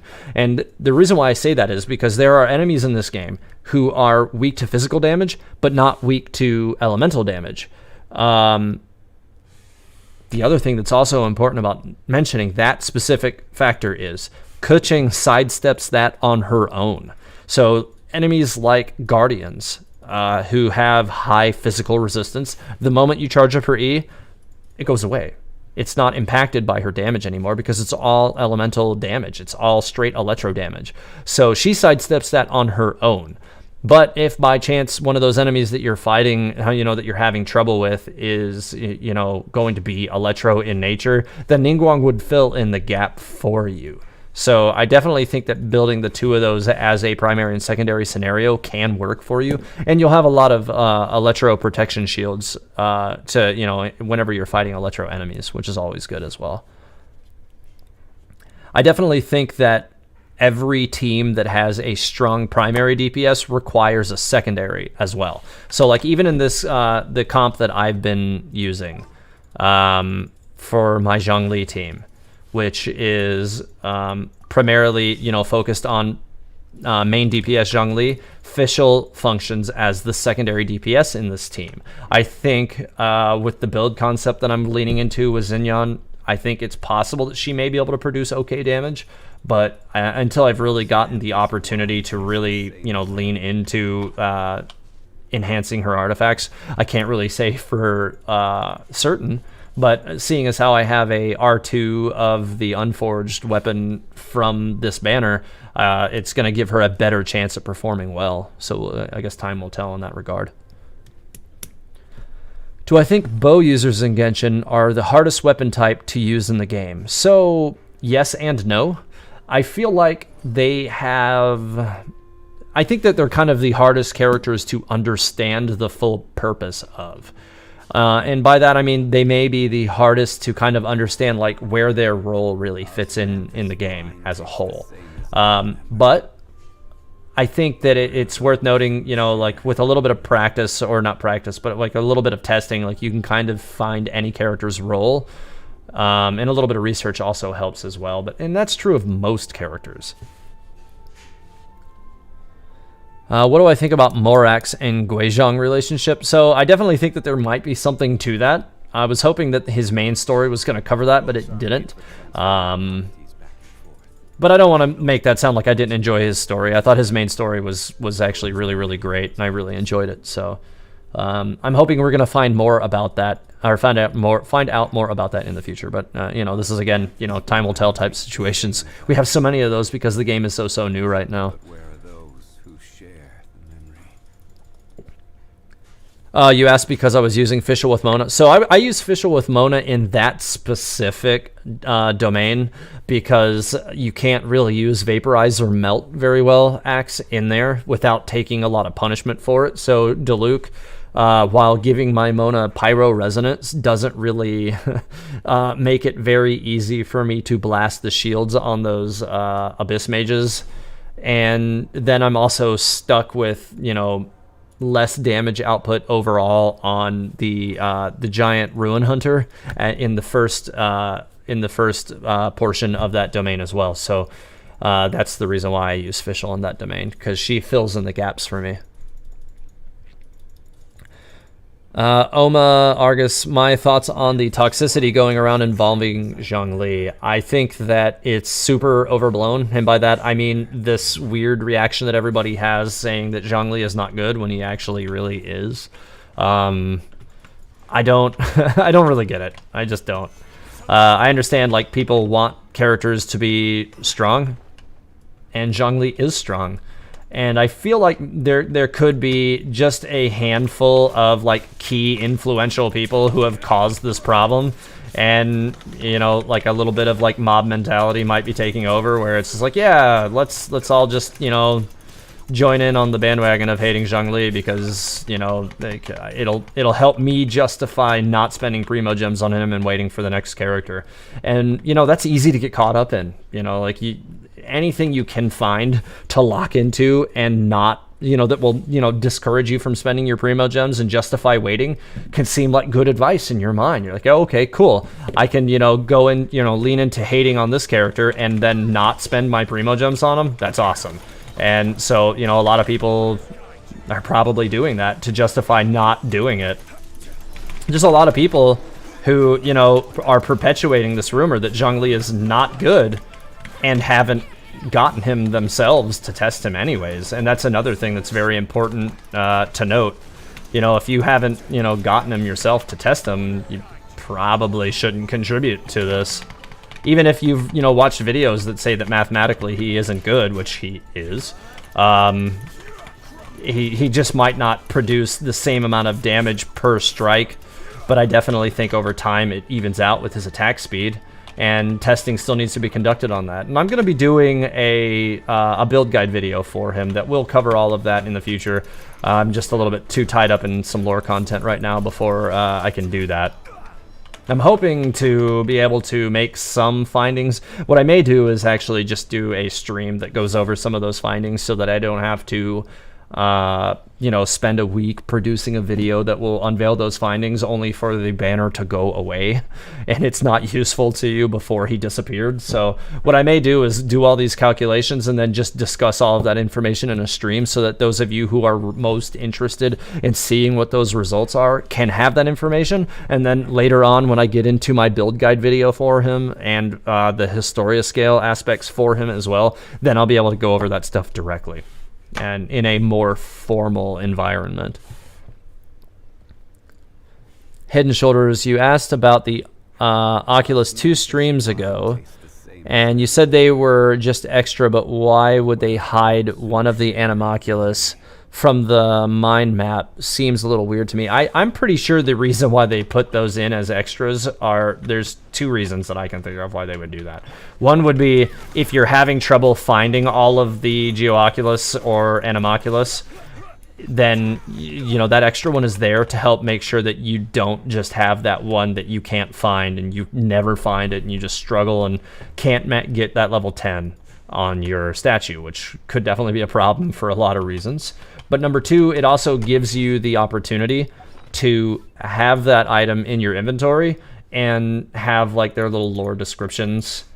So like for this one, substance that has accumulated intense animo energy, offer it to the statue and help it reinstate the power that it's lost over the years. And so that applies to both of them. So it kind of reminds you, like from the lore standpoint, what they're actually doing when you give them to the statue.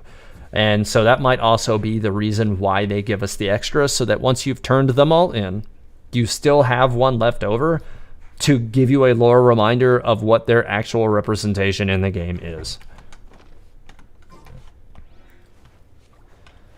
Serrano, the Chinese players seem up in arms, and that isn't based on what Reddit says. They're attributing too much importance to some. The lip service is irritating from all sources. Yeah, I mean, like I said, for the most part, I've basically tried to stay out of it, at least in the, you know, in the grander public scheme, just because I don't think anything good will come of it. From, you know, trying to get myself involved and be like, hey, listen, no, this character is actually a lot better than people are, you know, giving him credit for. And you can't necessarily expect a character who can make himself invincible every 12 seconds to have, you know, shot for shot the same kind of damage output as a character like Diluc, who is also a, you know, a greatsword user, by the way. Like, these are characters who probably shouldn't have comparable hit-for-hit damage. He's a spear user.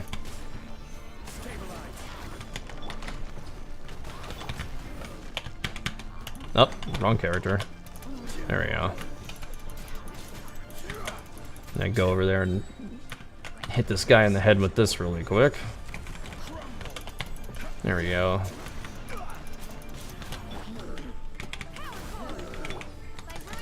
That'll be a little bit better there. There we go. But again, you know, one of the other important things to keep in mind with regard to how a character performs is the characters that you're surrounding your character with. If you don't build a team around a primary DPS, you will never get good results from that primary DPS. You can just throw whatever random characters you want into the party and build them with whatever build you want to put on them, but if they're not built to help make each other shine, you're not going to see good returns. And that's one of the other things that's really important is, you know, a lot of the times testing data, you know, you'll see what the character is capable of producing strictly on their own. But once you start surrounding some of these characters with characters that give them, you know, better opportunities to produce, they start having, you know, more options open up for them. Like, again, this is one of those situations where pairing Zhongli with Geo-Traveler really, you know, makes both of those characters shine a little brighter.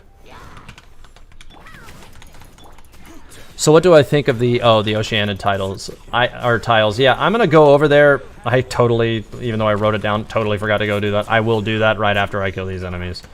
And then after that, I do need to go and farm some rocks because I need to finish enhancing this spear to 80 because it's still not 80 yet.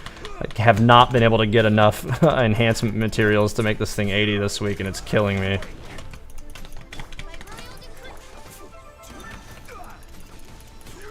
But yeah, I will head over there here in just a second. I feel like I'm just getting stuck on stuff here. This is killing me. There we go. Why is the combat music so... Oh, I see. This guy over here was shooting at me.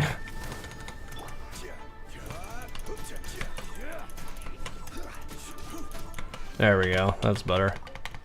Okay, so let me head over to Oceanid really quick so I can check out those ground titles, or tiles. Let's see. Yeah, I agree, 100%. Geo-Traveler and Zhongli are extremely powerful. Yeah, I mean, it's definitely one of those things that they released a character that just legitimized a character that almost nobody was using. And these are other things that we can't discount with regard to, you know, this character's, you know, role in the game. Zhongli is a great asset in the Abyss. After pairing him with Ningguang, you cleared floor 12 with ease. Yeah, see, and this is again another one of those things where, you know, these characters can all of a sudden make things possible for you that weren't possible to you before, or at least are a lot harder. Alright, so... Oh, I totally did not mean to do that. It's probably going to hurt. Okay. It looks like the same symbols at each corner, I think. Yeah, it's the same symbol in each corner. And then there's the four-pronged symbol of the sustainer in the center, which to me does definitely suggest that this still has some kind of direct relationship between the ancients and the sustainer as well, just like all of the other bosses. As far as each of the tiles being droppable, I don't know if the symbology displayed upon them actually adds anything to explain why, you know, that might be the case. Maybe they just, you know, decided that that would just be a fun mechanic to build it around. Or if we could actually get underneath here and see what actually is built underneath it, because you can kind of see that there actually was a structure that appears to be underneath it. Because you can see that there's like an area underneath it, but it could just be that, you know, like this thing was, you know, by the lore even always intended for the platforms to just drop out.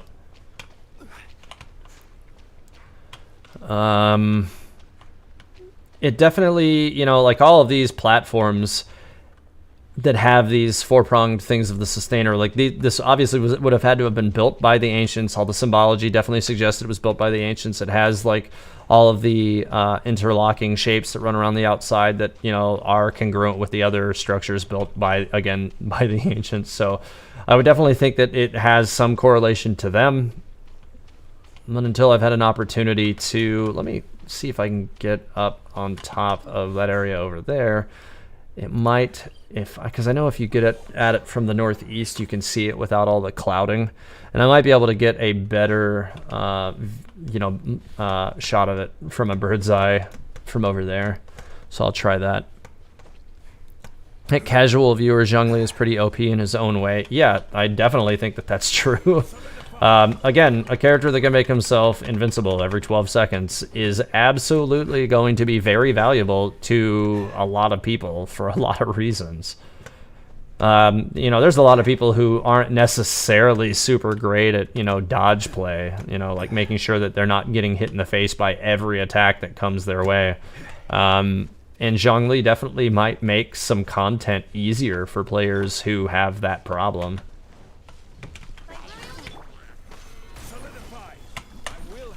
Let me knock these guys out first before I go over there. I keep forgetting to... There we go. It's another one of the nice things about having a high constellation Xinyan is that her shield's burst damage now applies after only hitting 2 enemies instead of 3, which is really, really nice. Nope, it's on this side. I ran to the wrong side. Yeah, so I figured out that you could see this area without the fog while filming for my Sucrose lore video. If some of you guys remember, I did do a shot from right around here that I used towards the end of the video.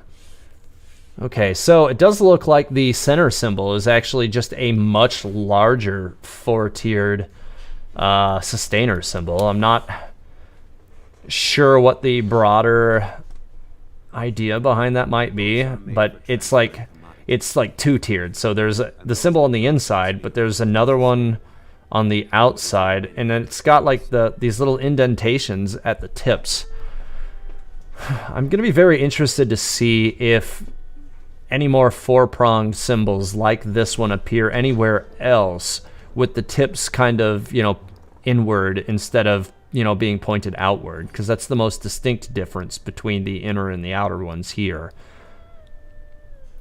And then there's also, you know, there's still like the circle around the inner one that's encased within the larger one as well. And then all these outer interlocking, or there's like these little like double triangles that are pointing towards the center as well from each corner.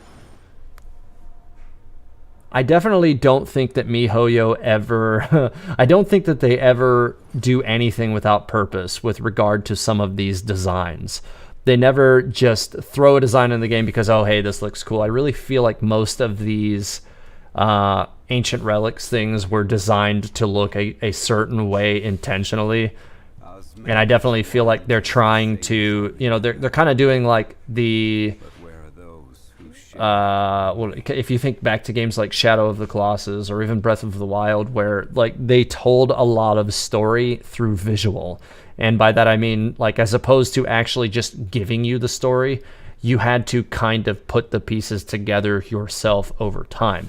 And that's one of the things that I've really loved about this game thus far, is that it gives us this wonderful opportunity to kind of theory craft the story for ourselves.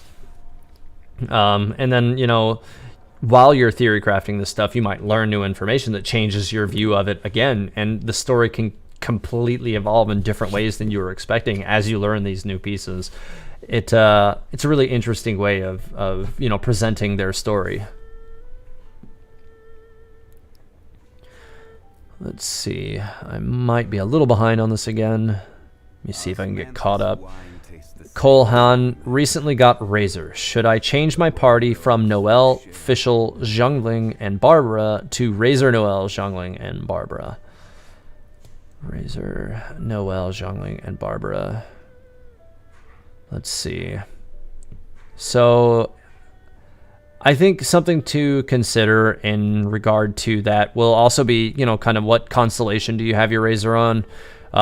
Do you have the equipment that you need to build Razor out to be at his most effective? People either build him to continuously burn his elemental burst or build him to produce physical damage. Those are the two main schools of thoughts for producing, a high output Razor. I do think that generally the consensus is that Razor performs a lot better at a high constellation, but that's also true of Noelle as well. I think that, like, just me on a personal level, like, if you had a high constellation Noelle, I'd probably cut Barbara and keep Noelle and then put Razor in that slot. That's just how I would do it, though.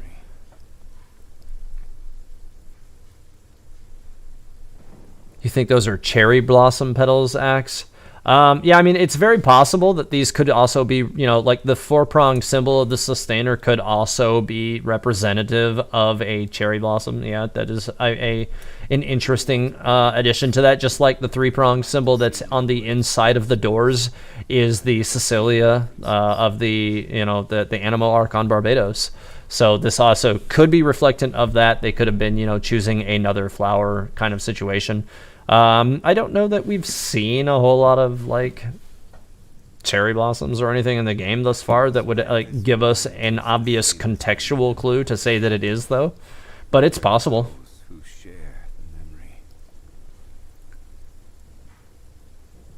Do I think Albedo will be a support because his name is the stage of purification in alchemy? Well, in general, Celine, I think that most Geo characters fill the role of support to some degree. I don't really want to say anything else about Albedo at this time because I don't know kind of what the legality of that is, so I'm not going to talk about Albedo anymore.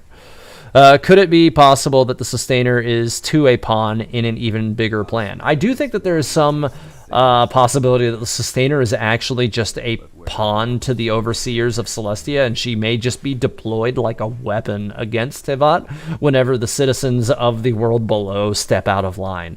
Whenever they start to become too aware of the relationship between Teyvat and Celestia. Whenever they start to see the truth. When lands like what Snezhnaya is doing right now is, building up to topple Celestia, we could be building up to see the Sustainer deployed again.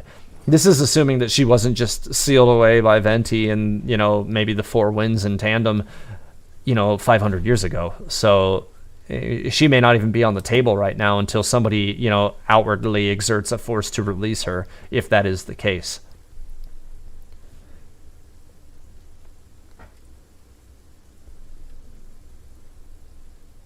Manthus wine taste the same Let's see. Hello, which is better for Zhongli? Prototype Grudge or Favonius Lance?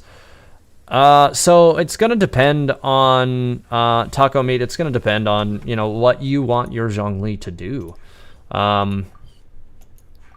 He can fill a lot of different roles efficiently. And based on how you want him to perform is going to, change what weapon you want to put on him. I'm going to just go look at those weapons again really quick because I never can remember the set bonuses of those weapons off the top of my head. So I'm just going to go quick look at them so that I can kind of give you a more focused answer to that. So for Prototype Grudge, it's Energy Recharge. After using an elemental skill, it increases normal and charged attack damage by 8% for 12 seconds. Okay, so that wouldn't necessarily be bad on him, especially what with the relatively short cooldown of his elemental burst, the fact that the bonus on this is energy recharge, which will help ensure that you're using it as much as possible. And then the other weapon you were talking about, God, I missed it. Hang on. I gotta scroll back up on this list just a little bit. I forget what the other weapon was now. It was Prototype Grudge.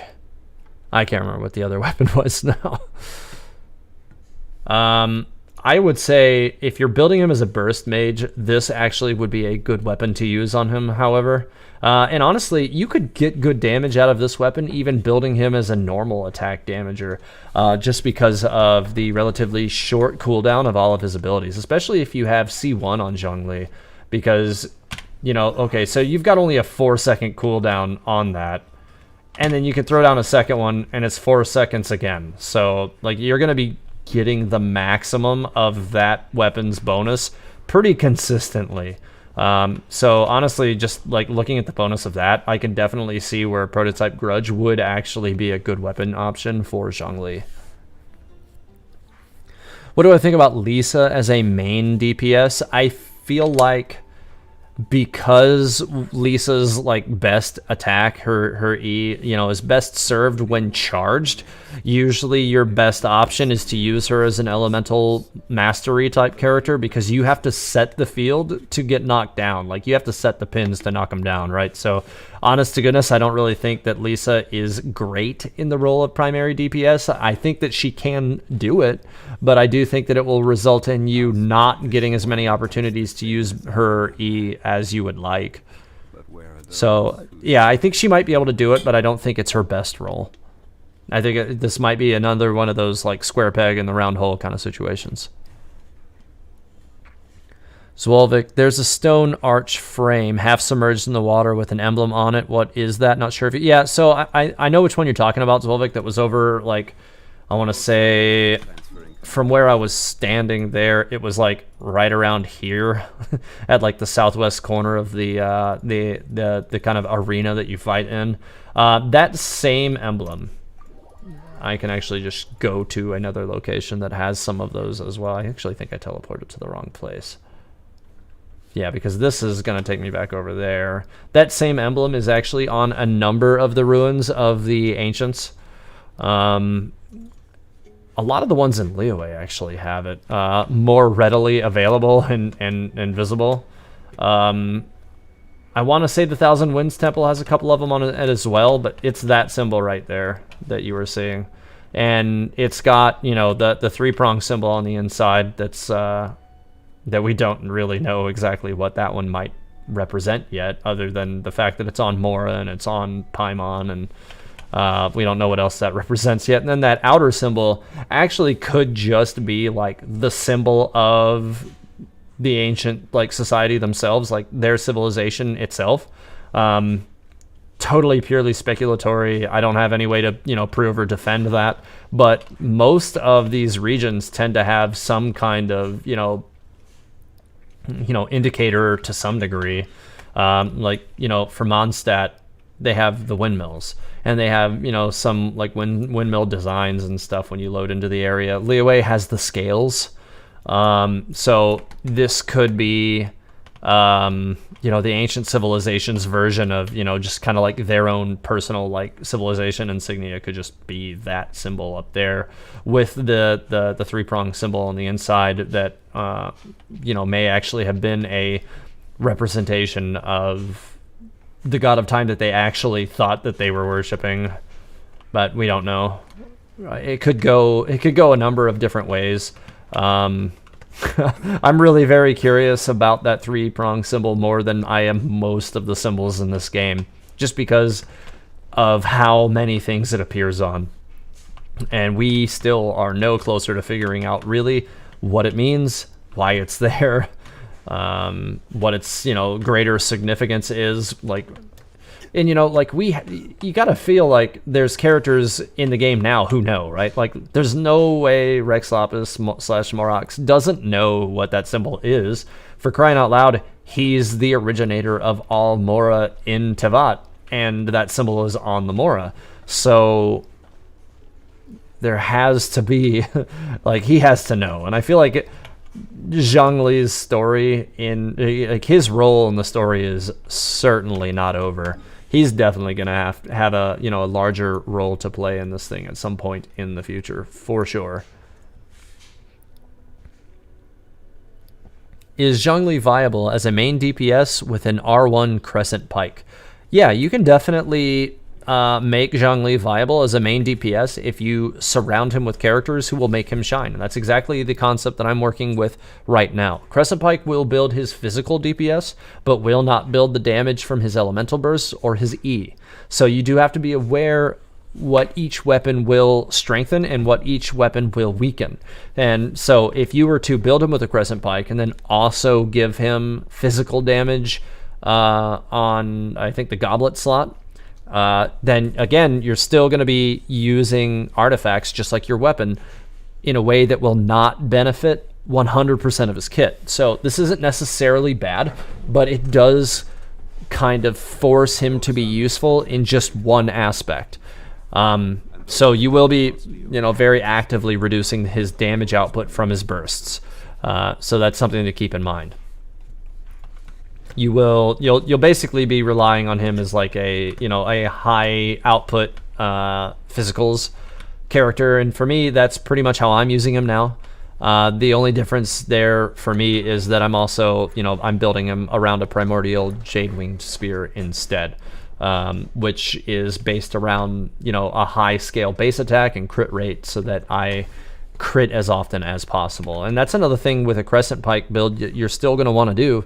You're still going to want to make sure that you're maximizing his overall output by having, you know, that 2-to-1 crit rate or crit damage to crit rate ratio. That's something that you're going to need for all primary DPS characters in general.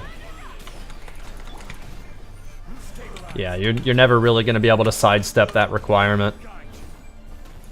Oh, he got one-shotted. Okay, I'll take it. Why do I think Zhongli knew about the Traveler's celestial travels? I don't know if Zhongli necessarily knew. Like, he definitely knew that the Traveler was otherworldly, and I think that, you know, Venti obviously knew that right away too. I think that the Archons may just be aware of that, but it's also likely that, you know, it's been 500 years, you know, since the Travelers first arrived in Teyvat. Like, word's probably gotten around a little bit between, you know, the Archons, you know, that they were there. You know, if they've been to Celestia to interact, you know, with the overseers above, you know, like if the Sustainer is tied in with them as well, the fact that there was some kind of a correction is the only word I can think of for this. You know, if some kind of correction was made by this Sustainer of Heavenly Principles with which to remove the Travelers from the lands, like, you could definitely, I think it's reasonable to assume that Zhongli and Venti and the other Archons may have been aware of that having occurred afterwards, or been made aware that it occurred. I don't know why I elemental bursted that guy. I just felt like it, I guess. Totally unnecessary. Just like elemental bursting a single hilly churl seemingly for no reason whatsoever. Well, that might have been overkill. I do have a little resin I still need to burn. I also need to finish enhancing this artifact really quick. Now that I should have some extra materials to go ahead and throw on it. Really wish I had used some better ones now that that went bonus, but whatever, it's fine, not a big deal. I'm still trying to get a physical, like I was saying a few minutes ago, a physical goblet here. Oh, of course it went into HP, so I was hoping it was going to go into crit rate, but it went into HP. I mean, so HP still benefits Zhongli by making his E's and his elemental burst better. It wasn't really what I was hoping for, which is kind of how things continue to work for me in general in this game. I usually just end up getting the short end of the stick with, you know, if I'll have 3 substats on a piece of equipment that are exactly what I wanted and one that's not, I'll level up that item and it will go every time just straight into the one thing I didn't want. And I don't know why it always seems to work that way for me. Do I think that Zhongli's Gnosis is real? It shows a geo symbol glow sometimes when he is summoned. Do you mean his vision? Is that what you're talking about, Hare's Muse? Or are you talking about Zhongli's vision on his back, not his Gnosis? It does seem like it doesn't like have as much like as bright a glow as some other characters' visions seem to have. I've noticed that, but I think it's real. I think that he probably actually does still have his original vision mounted to his back. I don't think he's using like the glass ball thing that, you know, Venti had. Osmanthus wine tastes the same as I remember. Do the travelers not age? So we don't really know enough about the travelers, Joseph, to really determine whether or not they age. It's possible that they do, and it's possible that they just age very slowly. It's also possible that after their encounter with the Sustainer of Heavenly Principles, who may or may not be the unknown god of time, that Lumine just cannot age in this world now, because she could be, like all the Hilly Churros, locked out of time in some, weird relationship with Teyvat. So, like, it really could go, any way with that regard. Oh, he didn't get to do anything. He got wasted. Do I think Zhongli or Child is better? So these are two characters who, you're going to deploy in your party very differently. Me personally, I prefer Zhongli because this is a character who can be used as a primary DPS, whereas Child definitely is a secondary DPS. And by that I mean, yes, when his E is active, he does phenomenal damage, like crazy good, like especially if you have a Rust, he's just gonna rip stuff to shreds. But the second it goes on cooldown, his DPS potential goes down hard. So you're definitely gonna lose a lot of burst potential, or not burst potential, but like actual consistent damage production when his E is on cooldown. So at that point you need another DPS. So, like, to me, Child is one of those characters that if you're going to build him as a primary DPS, just like any Catalyst user, you need a secondary DPS to fill in some of the blanks that are presented by having that character as your primary. Whereas Zhongli doesn't really have that as a primary. Like, you can pretty much just put a shield on him and just pretty much kill everything with it. Except for enemies with really, really high physical resistance, which having Xinyan in my party helps to counter that a little bit, which is a nice factor. So Oma Argus, you're a little confused. Do Archons need visions too? So, I'm not really certain whether or not they do or not. I don't even necessarily think there's necessarily a correlation between the powers that they wield and their Gnosis.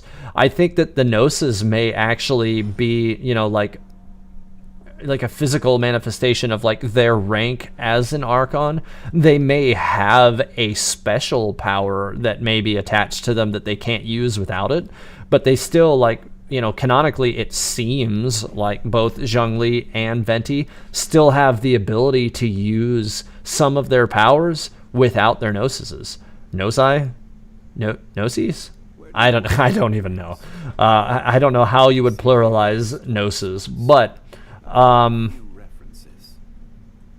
so if you look at the story quests for both Zhongli and Venti, canonically those story quests take place after these characters each respectively lost their gnosis. Yet both of them used some form of power during these quests. Venti, gave Stanley a vision of himself as Barbados. He had the wind blowing against him and basically took him out of that moment to come to him to console him for, the sadness that he's consumed himself with for a lifetime. And, kind of shared his story as well, and so, it shows that Venti still has the ability to manipulate Animo.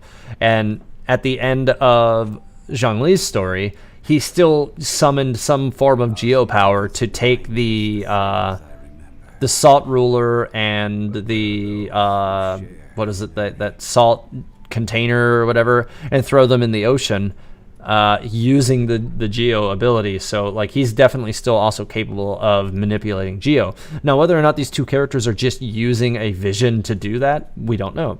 They do. Zhongli, at least, appears to have a vision. Now, the one thing we do know about Venti is that he told us that his was actually just a glass ball. So that makes me think that either Venti's actual vision is hidden on him somewhere, and he uses that glass ball one as just like a decoy.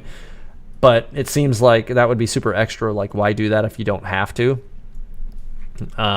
So that kind of makes me think that even in the absence of their gnosis, they're still able to wield their respective elements. Didn't Venti... Yeah, I just covered that already. Your artifact stats are a prime example of Murphy's Law. Yeah, Head and Shoulders, 100%. Murphy's Law is, I think, whatever can go wrong will go wrong. If I'm correct off the top of my head, I believe that's what Murphy's Law is. And yeah, it's 100%. You can have 3 out of your 4 freaking substats are perfect. They're beautiful. And you'll level up the damn thing and it'll just go 100% of those into defense, which is the one substat you didn't even want. Oh my god. It's just it's such a headache. How did I build my Xinyan? Pyro or physical DPS? So, Star-Lord, my whole team right now is kind of built around the idea of physical DPS. I pretty much white damage. So that's pretty much what I'm using this party to produce. So yeah, she's built around physical.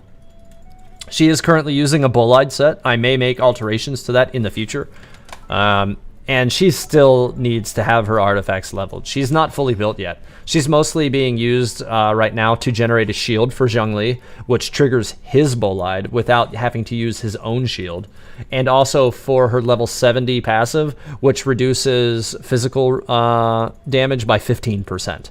So basically, she's helping my Zhongli to shine better, even though she's not fully built up herself. Because all of her artifacts are pretty much garbage right now. They're pretty much all +0.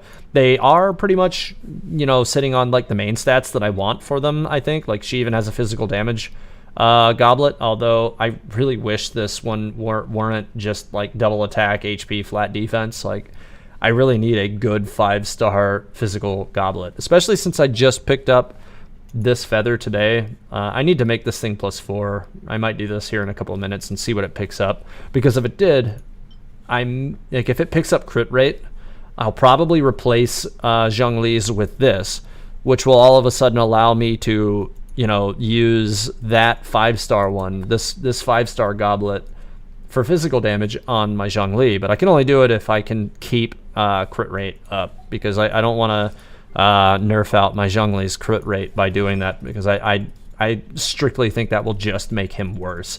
I don't want to reduce his crit rate. That's something that I definitely need. Now, the other great thing about my current goblet, and by great I mean terrible, is that it only has 3.9% crit rate. So it'd be pretty easy for me to replace it. I'd only lose 3% lousy crit rate if I swap to this. At the end of the day, I'd probably end up gaining some attack, which is general, it's broad. But this, 1225 HP probably isn't scaling his ease and his elemental burst that much, whereas the new feather I got, if it does roll crit, it also has HP percent, which will probably make up for any loss from that 1225 HP on the other items. So I think that this one will definitely produce me some better opportunities if it picks up crit rate, but it's not going to pick up crit rate. I know it's not going to. I'm going to do it right now. And if it picks up crit rate, like I could wake up tomorrow with my head stapled to the carpet and not be more surprised than I would be if this gets crit rate. Like, this is just not, it's not going to happen. There's no way. Actually, this is a pretty good hydro bonus damage goblet for a 4-star. I'm going to keep that. I'm kind of hesitant to throw this one away just because... this is not good. I'll throw that. This is bad. I'll throw that. I don't hate this one, but I'm gonna throw it anyways. I don't like that one. Don't really need this one either. I don't need to keep going. I already had it here. So let's see what we get. And it picked up defense, which was literally one of the two things I really, really, really didn't want. So, you know, there's the I'm never gonna get like proper substats for this character. I swear to God, it's just not gonna happen. The struggle is just real. I do need to lock this one. This one's actually a pretty good piece. That went horribly. I knew that was gonna go bad. I just knew it. So now this thing is pretty much just gonna end up being like enhancement fodder for something else, because I can't even replace this because it's got 9.7% critical. I cannot take this off until I have something that will give me at least that much crit rate back. Do I have or can you have shield almost 100% uptime with hold E and C2 ult? So, I mean, that's going to depend, I guess, Joseph, on how dodgy you are as a player. Like, you know, if you're not putting that much crunch on the shield, if you're not taking too many hits during that period of time, then, yeah, you should, in theory, be able to have 100% uptime on that shield so that whatever stray hits you do take, it just eats them. So, like in the trailer for Zhongli, they just show him standing there getting hit, and while that's fun and all, you probably in a lot of cases aren't going to be able to stand there and do that for very long before it breaks. So, you know, there's definitely some limitation to how that actually is implemented in the long term. But yeah, I would say there's a lot of times where I go out and I fight things and, you know, I'll pop his shield and then just pop it again before the end of the fight. I can probably rig up a decent example of that somewhere. Trying to think where might be one of the better locations for me to do that. I'll just go over here and bust up these Whopper flowers really quick. If they even survive one rotation, that might be surprising, but we'll see. Is Inazuma rumored to be next after Dragonspine? Blackfire, it does seem that way. Everything seems to be pointing at the very high probability that the next time we get a map enhancement, like, you know, an expanded map, that it will be Inazuma after Dragonspine. So, yeah, by all accounts, that does seem to be the case. I totally ran the wrong way. And then I need to go farm some ores after this, like, really bad. So let me just go ahead and shield up and see what happens. So mostly this guy just gets kind of tossed around a lot anyways. Just go ahead and pop him with this. Oh, I can't believe he survived that. He went underground or something and completely avoided it, which is kind of irritating. So it's still up now. I didn't take any damage from that, and I can just pop it again. So yeah, if you don't take damage, you can keep it up 100% of the time. If you take, you know, not so much damage that it isn't broken during a given fight, then yeah, you could in theory keep it up 100% of the time. I do think one of the most important things about Zhongli is kind of positioning yourself properly. And by that I mean, you know, you can, you know, go 3, 4, 5 hits in through the spin and then teleport to the other side of them by using his charged attack. And his charged attack has, you know, pretty good damage behind it too. So it's definitely important to make sure that you're doing that. that helps you. It's basically like a free, well, I don't want to say free dodge because this still costs stamina, but it does help you avoid damage. Do I think that visions have a cultural difference in how they are designed? Because it seems like people from Mondstadt has the glass ball visions and Liyue has a flatter version. Well, I don't know that I would call it a flatter version, because if you look at the Liyue visions, they are like kind of like triangular in nature almost. Like they have like a, I don't know, triangular is not the right word, but they come to a point. So yeah, I mean, like the pointed portion is flattened off on the top, but like they have like, you know, the four sides and slide upwards, almost like a pyramid that's had the top of it cut off. But yeah, we do know that all of the regions have their own vision designs. We've seen Mondstadt, we've seen Liyue. You can go over to Child as well, and he has his own as well. That's what the Inazuma ones look like, or at least that's what his Inazuma one looks like, but I think it's probably safe to assume that that's what all of them will look like. And then, I don't want to get into it, but we've seen at least one other territory's vision design. It's out there on the internet if you want to find it. I'm not going to talk about how to find it, but it is definitely something that's out there. As per Maya Ni's understanding, the source of Venti's power is his original form being a wind spirit, and Zhongli being an Adeptus. Yeah, that could actually have some merit to it as well, Axe. As far as, like, yeah, they both do have histories of being powerful beings before they were Archons already. We don't know whether or not Venti was ever actually a vision holder before ascending. It seems like the idea of the allogene is necessary, though. Like the way Venti described it, it made it sound like you had to be an allogene before you could ascend and become an Archon. But we don't know for sure if that's prerequisite. There could be, you know, merit to, you know, suggesting that it's not.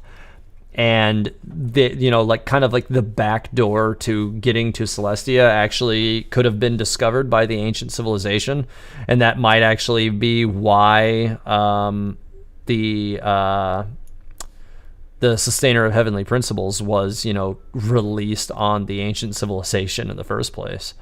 There's a lot of different, you know, ways that could go for sure.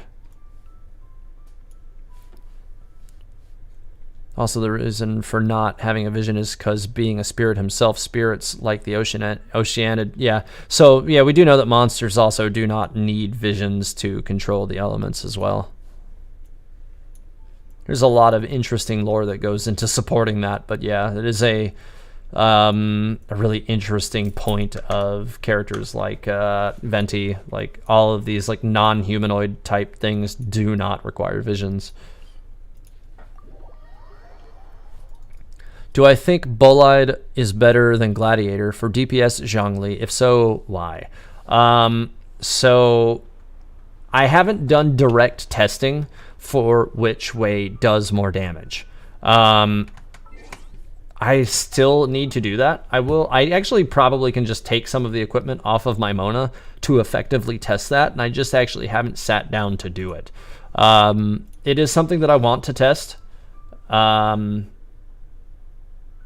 But I kind of suspect that Bolide will do more than Gladiator in the long run of things. Like, I guess I could maybe I'd have to take it from a combination of a few characters, because I've only got 2-piece Gladiator on Mona, and in order for me to get all the way to the top on it, I don't know. I mean, a 4-piece Gladiator set actually could pan out to still be very effective on Zhongli, and you would not have this requirement for shield uptime, but there's something to be said for having continual shield uptime, and the added shield strength that you get on Bolide 4-piece is useful. So, and this is one of the other things is like, Zhongli's a shield provider. Like, this is one of the things that he's good at.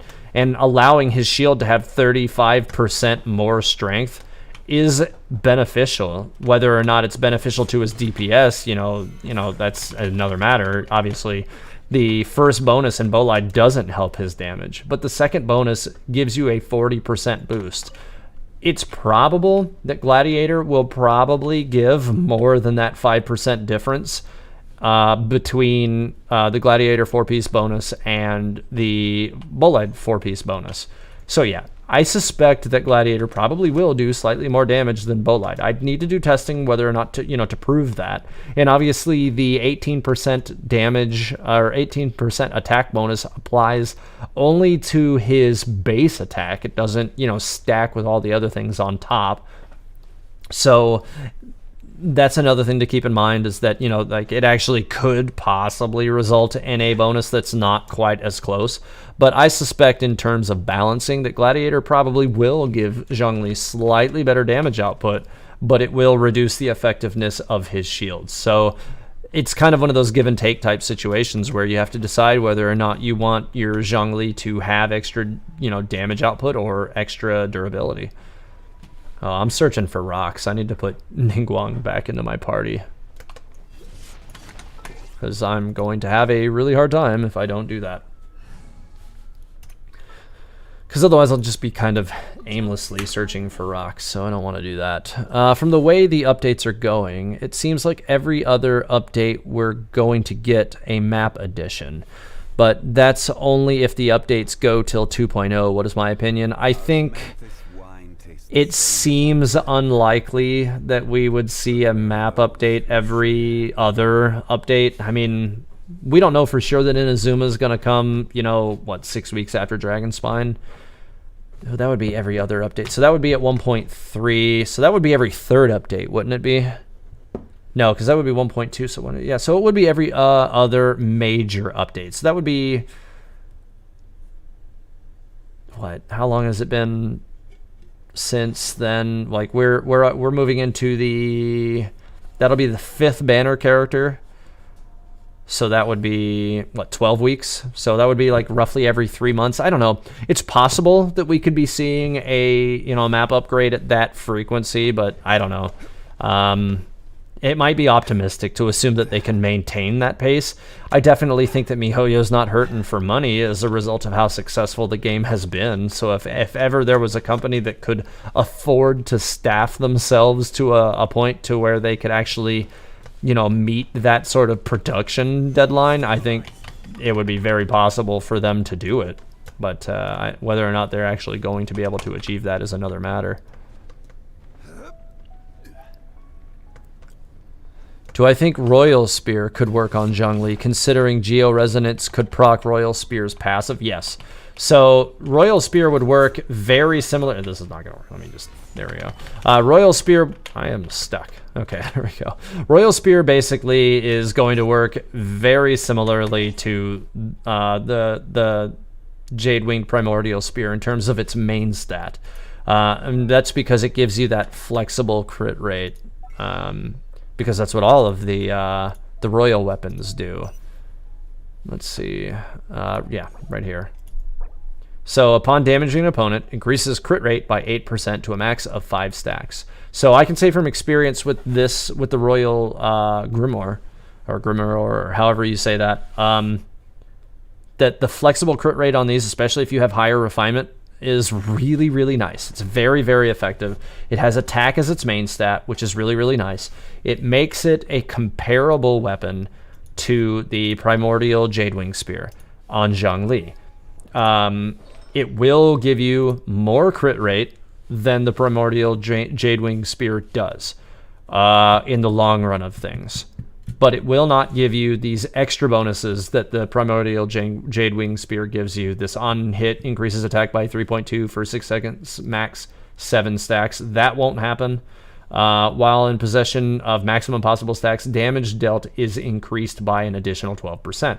So these are values, obviously, that continue to go up if you have refinements on them. So, you know, like obviously, like if you were to have both of these, I would still choose the Primordial Jadewing Spear because the scaling is also significantly higher.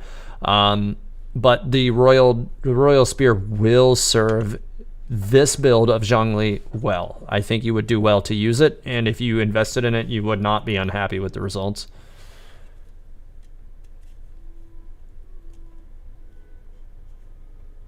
What do you do to rank up from rank 32 on? For the most part, Luca, what I did to rank up from 32 on was I focused on character stories, any side stories or side quests that I hadn't completed yet, and I scratched every square inch of the map for all quests that are not quests, but chests that I had not already found.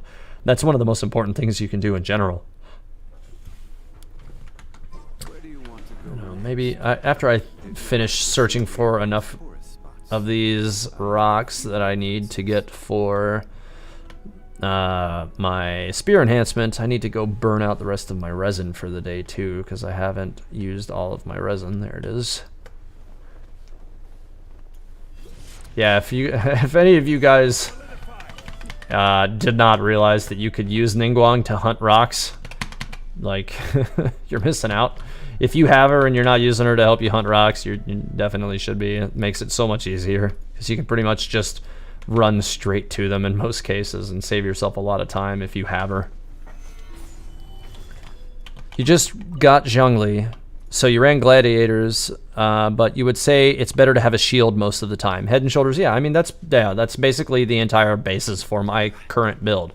It's one of these things where, like, okay, you can probably get better damage output, like I said, if you build them with Gladiator, but you are underdeveloping one of the main features of his kit, which is this shield that, you know, especially if he's C2, you know, this shield is also given to your party members if you're in co-op. So, you know, having some level of enhancement to the shield is still going to benefit you. Especially considering that, you know, Bolide just adds 35% durability to these shields. And, you know, if you're building him as a DPS and not leaning him in, or, you know, as a main DPS and not like a burst mage DPS and therefore not scaling his attack very high, then you're not going to be getting very much additional scaling for his shield through HP. So you need to get it from somewhere if you still want to get good returns from his shield. I think they'll update with event banners and sub-regions like Dragonspine before giving us completely new regions. Yeah, I definitely think, Caitlin, that there's, you know, some merit to that as well. So, like, for instance, we know that this is Dragonspine. It even says so on the map right here. This is the area where Dragonspine will be once it comes out. However, we have this area over here in Liyue called the Chasm. So I think it's probably safe to assume that... you know, between major updates. So we could be seeing Dragonspine here. We could then see Inazuma, which should be off in this area somewhere, supposedly. And then in between those updates, we could be seeing the Chasm update for Liyue.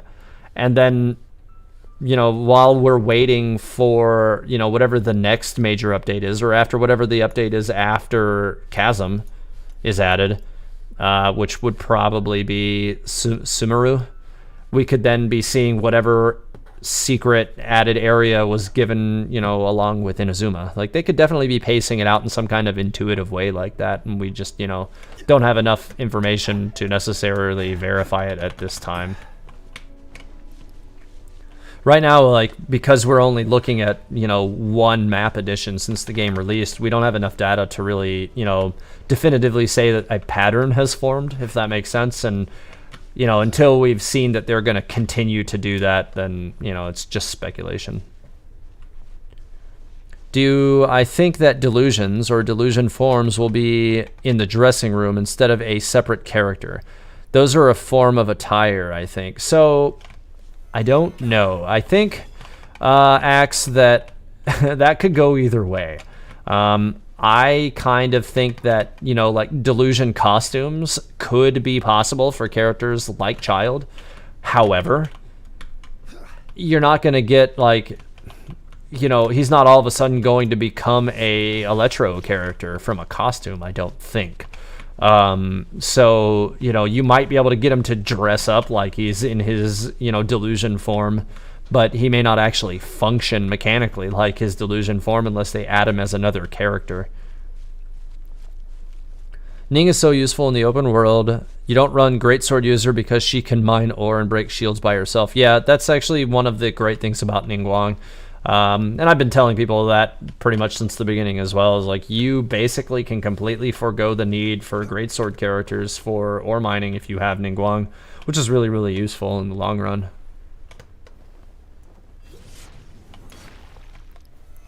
Joshua Zhang, since Inazuma's Electro, or Archon is Electro, we will get Traveler, Electro, Archon then, or Traveler, Electro, yes. So in theory, that's when we should get that. Is that not triggered? Why is this not triggered? Is that gonna do anything? Did not do anything? Is there another one nearby or something? What is going on? How is this? Maybe it's, I don't know, I'm confused. I feel like there's probably gonna be a need to put something over here, like a Geo stone down or something over here. I feel like I've overlooked something here. If anybody remembers what to do here, definitely throw it in the chat, because I seem to have overlooked something here. There's like a few different little things. I feel like this is probably like a Geo Traveler thing. I'll probably just swap to Geo Traveler after I get this other stone that's up here on the wall. Can Zhongli with proper build have better DPS than Razor with Gravestone? Honest to goodness, because I haven't tried Razor with Gravestone on a personal level, I would only be speculating in giving you a reaction or an answer to that. So I would have to say, I don't know. Honestly, I don't want to give you an answer on that. It would be pure speculation. Why make it a costume when he can be the first transforming character and milk it off? Gotcha. So they already released him, you know, like he's already out as a Hydro variant, so they could just release him as a separate Electro variant at this point and still get people to roll for him. Like, for instance, I would still roll for him if in that configuration. I feel like I probably already got this chest, so I'm gonna check anyways.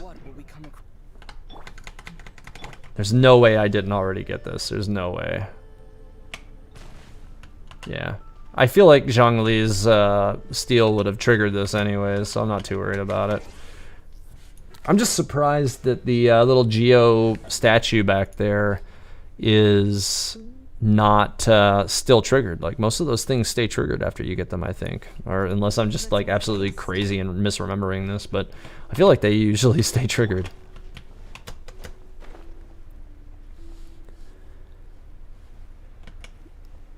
Yeah, I had to have already gotten the chest on that. I feel like there's, maybe I'm just going crazy or something. I don't know.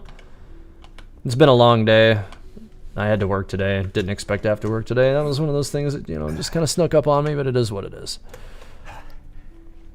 How do I use Xinyan here? I don't know. Like, so basically, if you're asking like what Xinyan's role is in my party, she's underdeveloped right now. But what she is providing to me is a shield that triggers Bolide for me at the beginning of all of my fights, so that I don't have to use Zhongli's shield right out the gate, which triggers Bolide, increasing his damage.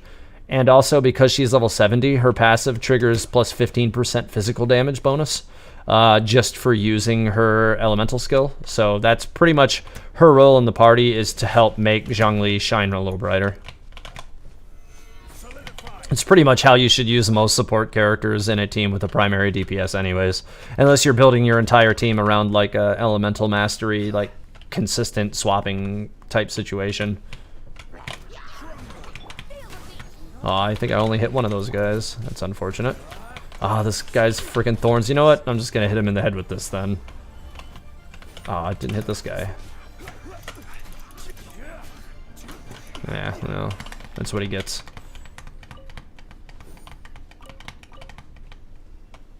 There's a frog that you can investigate that will spawn a chest, by the way. Yeah, so really? Now I feel like I need to go back over there. I think it was this way. I'm all turned around now. Yeah, it had to be this way. Let me go back up there. Yeah, I was way up here. This is gonna be a problem. This is a very sheer mountain. You were having this thought for some time. Will other Archon statues give us stamina? Since they capped out our level, isn't it reasonable that the following statues will give attack? I think that it could go either way, Axe. Honest to goodness, like looking at the way our stamina bar looks right now, with it being 2 and like a quarter chunk, I suspect we're still going to be getting stamina increases. I really do. At least until we finish the 3rd bar, and then maybe after that, we might see it start leaning into a different stat. Yeah, that's kind of what my expectation is, but it's also very possible that we could just be continuing to get more stamina throughout each region. It just could be some kind of diminished return, where, you know, like each new region only gives us a quarter of another bar or something, as opposed to, you know, a half or 3/4 of a bar, that kind of thing. Because we have, what, 2 1/4 bars right now, or 2 1/3 bars, however that works, so from 2 regions. So a 3rd region would, in theory, add another, like, 1 1/6 bar, if they were to keep the distribution even. Oh, there's the frogs over there. Okay, I guess it was on the bottom level still. I didn't need to climb up here. Oh well. Andrew Lockwood. In Honkai Impact, they introduced a free-to-play system called Core Augments that changed the mechanics of a character and add a costume for them. They could introduce delusions that way. Yeah, they could. That's true. I haven't played Honkai 3rd Impact enough to really, like, fully like speak on behalf of, like, the way they run their mechanics. Like, I have played the game, but it's been a while. And I didn't get super far into it. I played it enough, but, like, not nearly like I have with Genshin, obviously. Ah, here's another rock. Sometimes reloading the world resets thing back to their original state. Yeah, that's weird how that works sometimes, but, you know, whatever. I'm not going to complain about it. It doesn't really bother me or anything, so. Oh, hey, those exploded when I hit the ground. Works for me. Sometimes, okay, yeah, I already read, I just read that. Andrew Lockwood, not everyone can use or have a delusion like Amber and Lisa. Yeah, I mean, I feel like characters like Amber and Lisa are, like, Amber's situation, like, she's not, that character is canonically not even actually super weak or anything. Like, if you look at her performance in the manga, she actually, you know, puts up a hell of a fight against, you know, something that really, by most accounts, probably should have been able to defeat her. I feel like, you know, that character, you know, as a starting character, was designed to provide a specific purpose and a specific role, until which point you replace them. If they make those characters too compelling, then you may not even feel the need to replace them with the gacha characters. So, you know, they're kind of designed obsolescence to a certain degree. But I suspect that in future story missions, or not future story missions, but like future installments of the story, will result in us getting better versions of characters like Lisa and Amber, because we definitely know that they're going to have some role to play in the later story aspects anyways, just based on their particular story and what's already established regarding those characters. Because if you look at their stories, you don't establish these significant defining moments in their lives without having an intent to come back and utilize them for some reason. You know, it's like the concept of, you know, in like a movie or a TV show, if there's a gun in the scene, they don't just put the gun in the scene and show it on the camera without intent to use it. It's gonna be used. It's there for a reason, and that's why they set up these story threads for these characters as well. It's nice. I found a chest. I almost never find chests anymore. It's amazing. Oh, hey, a rock wall. I, like, never find these anymore either. Okay, I'll take it. Can't find these rocks that are on my radar, though. There's one. How close am I to getting the Leeway glider? I'm hoping to get it this week. If I'm lucky, it should be on Monday. I might just miss it though, and it might fall to next week. Actually, I'd have to go to town. But yeah, I'm really close. Like I said, if it's not this week, it will be next week. Because I am level 7 right now on it. I'm hoping it will be on Monday though. I'm really hoping, because I'm really wanting to put that Leeway glider on most of my characters, or at least the ones that will look good using it, like Mona and Xinyan, Zhongli. Fischl should look good with it. Ningguang will absolutely look good with it. Like, there's a lot of characters I'm excited about using that on. Oh, those guys were a little bit out of range of the damage radius. There we go.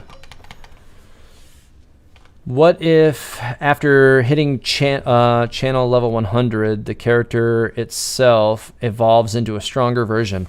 Well, I mean, I think that all the characters are capped at 90 right now, right? There's no additional, like, ascension stars or anything after 90, so it could be possible that, yeah, they may, you know, allow the characters to upgrade to, you know, a higher level at some point in future content. It definitely seems like something they could do. Although, admittedly, a lot of gacha games usually don't do that, and they'll just, like, if they want to start making the characters more powerful still, then they'll just start adding more stars to the characters, which don't get me started on how irritating I find that. And you know, obviously I don't have any reason to think that they'll do that in this game, and I don't think they did that in Honkai Third Impact or anything, or Honkai Impact Third, or however the name of that game works. I always say it backwards, but yeah. Can I share Zhongli's voice line about Venti? You got Jean instead of him. If I have it, yeah. Hang on.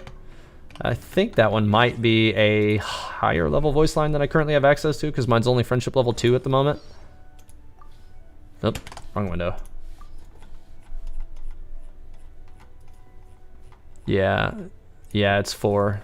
Most of the character-specific ones are at 4. I figured I didn't have access to that just yet.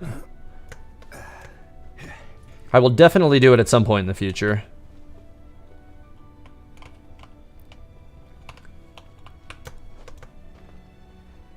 Yeah, I think he meant character level. Yeah, that's why I just answered the question from the point of view of that being character level.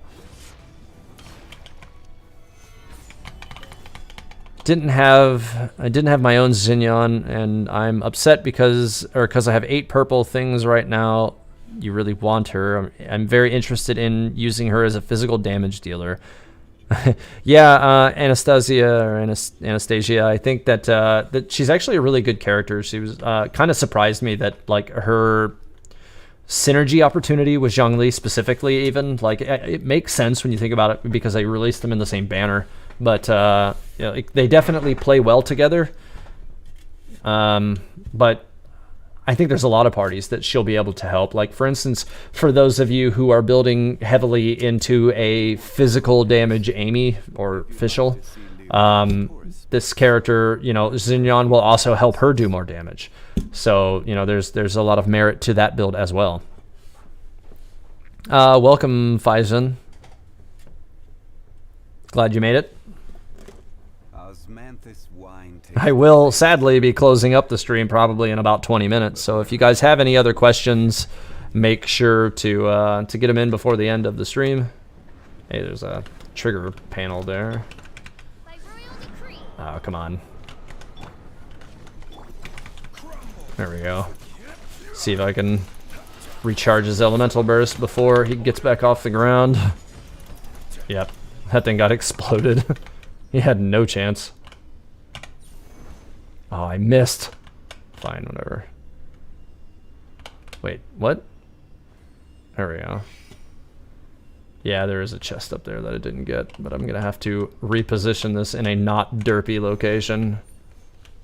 Is that not actually working? That is not working.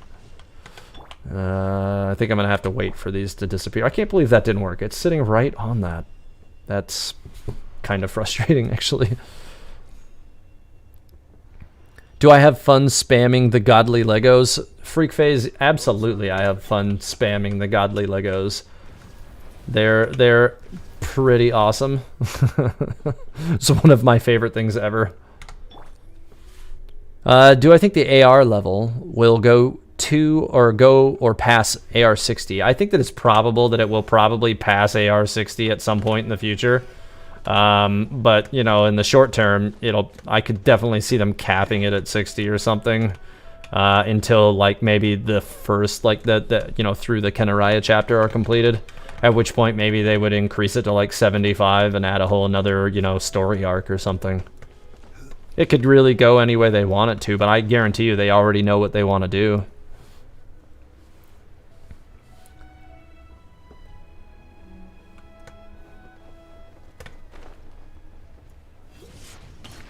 Who know? Okay, let's see. What's my artifact set on Zhongli? My artifact set that I'm using on Zhongli is 4-piece bolide. And I'm doing that to give him, you know, greater shield uptime, and also increases damage output while the shields are up. This is because Zhongli is a shield provider, and if you don't give him decent shields, then you're kind of underutilizing a portion of his kit. This is for the same reason why I use Mona as a primary DPS. Her lure is also a dodge.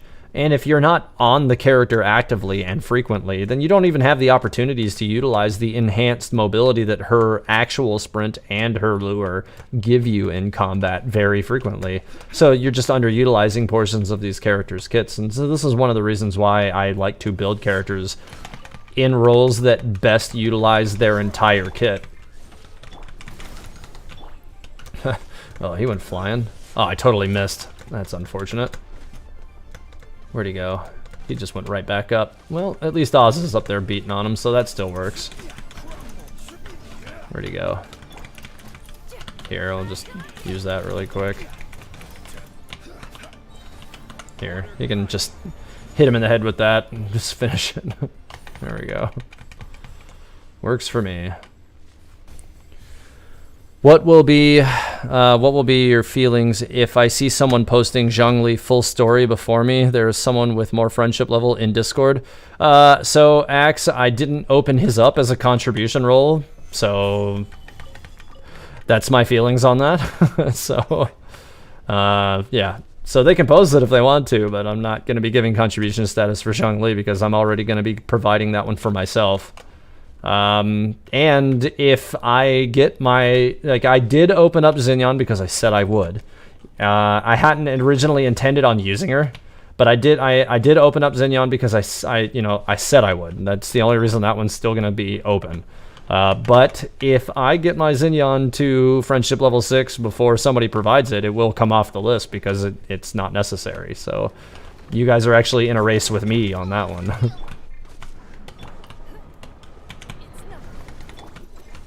Go ahead and finish this thing off again. I don't even know why this thing respawns so fast. I feel like it shouldn't have repopped already. Here, let me just see if I can... I gotta really finish building these characters. They're not really fully optimized. Like, pretty much everybody in my party right now, except for Zhongli, is underdeveloped right now. They're all pretty much just here to make him better. Oh my god, he's going up the rock. He's driving me crazy with this. Oh, this is killing me. Get down here. There we go. That was horrifying. And just like flying up into the most awkward place possible. It's like one of those situations where, like, if I was on my Mona team, like, I'd have no trouble killing that thing very easily. Oh, hey, a bunch of Geo statues that are also untriggered and probably have already been completed. And some other rocks down there that I need to go get. There are videos to teach people the proper way to pronounce Chinese words in Genshin. Yeah, there's a lot of videos out that do that. You trying to say something, bud? I definitely have watched some videos that like help you better properly say some of these complicated Chinese names. I believe Zhongli's name is actually more appropriately said as Zhongli, like with like a harder symbol, or not a symbol, but a harder syllable at the beginning. But as a native English speaker, it's a little bit harder for me to roll that off my tongue fast while I'm having a normal conversation, just because I'm not used to talking that way, and it'll derail me in the middle of a conversation if I stop to try to say the name perfectly every time during a stream. Now, when I'm, doing like a video, I may try a little harder to get their name out every time, just because, I can say it at my own pace and stop and re-record it if I don't like it. But during a stream, like, it's a little bit harder for me to do that. Hey, oh, no, I thought that was a violet grass. It turned out just to be a lizard. Disappoint.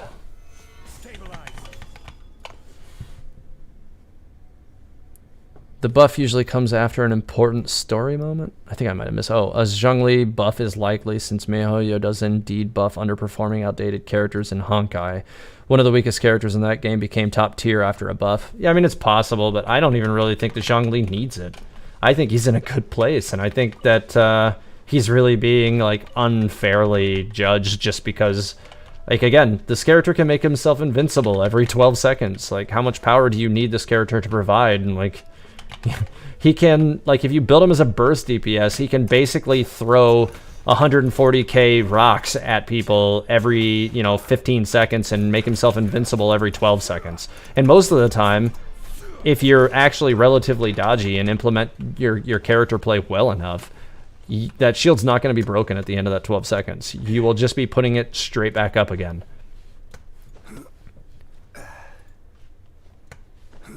How can I utilize your Ningguang with your Zhongli? Well, Curb, actually, so just by having the two of those characters in your party together already merits, you have Geo-Resonance, which increases your damage already, which is nice. And then you also can't forget the fact that the constructs play well together.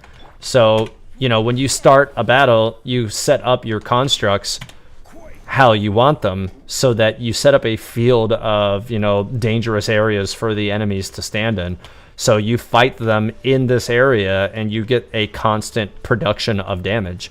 So, and there's also, worth noting that I think one of the higher level talent levels for Ningguang gives you a buff if you pass through.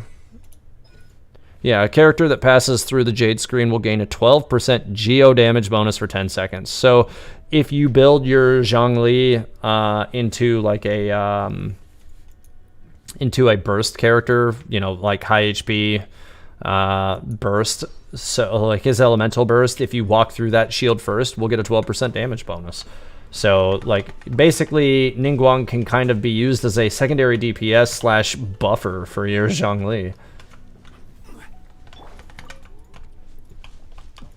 You go ahead and take care of these really quick since this is here. Definitely can't pass this opportunity up. Oh, missed. There we go. Nope, nope, don't go rolling down the hill on me. I didn't even check and see what, now that I actually have that final artifact on my Zhongli at 20, what it ended up going to. I need to check that. What his attack ended up going to. Okay, good. It did break 2200 afterwards. What do I think of what Dainsleif said about Zhongli at the end of his character? I know what you're talking about. You're talking about... God, it's on the tip of my tongue. Could you re-quote it for me? I know he says something about needing time to see how he'll play out with something, but it's something that he isn't worried about because time is not something he lacks. I can't think of exactly what it was that he said prior to it, though. If you can restate the quote for me, I can explore it a little more, but I can't remember the entire quote word for word. But I know exactly what you're talking about. Which sword is best for Traveler? So it's going to depend on like what your Traveler is doing for you as to what sword you want to put on him. And also what element you have your Traveler set up on. Like different elements have different needs. What's a good build for Ningguang? Because you're planning on using her with Zhongli. So I would suggest using her as a burst mage. So as a burst mage, you can make them good at normal attacks and at elemental bursts if you build them with two-piece. With like a two-piece Archaic Petra for Ningguang, you could do two-piece Archaic Petra or two-piece Gladiator.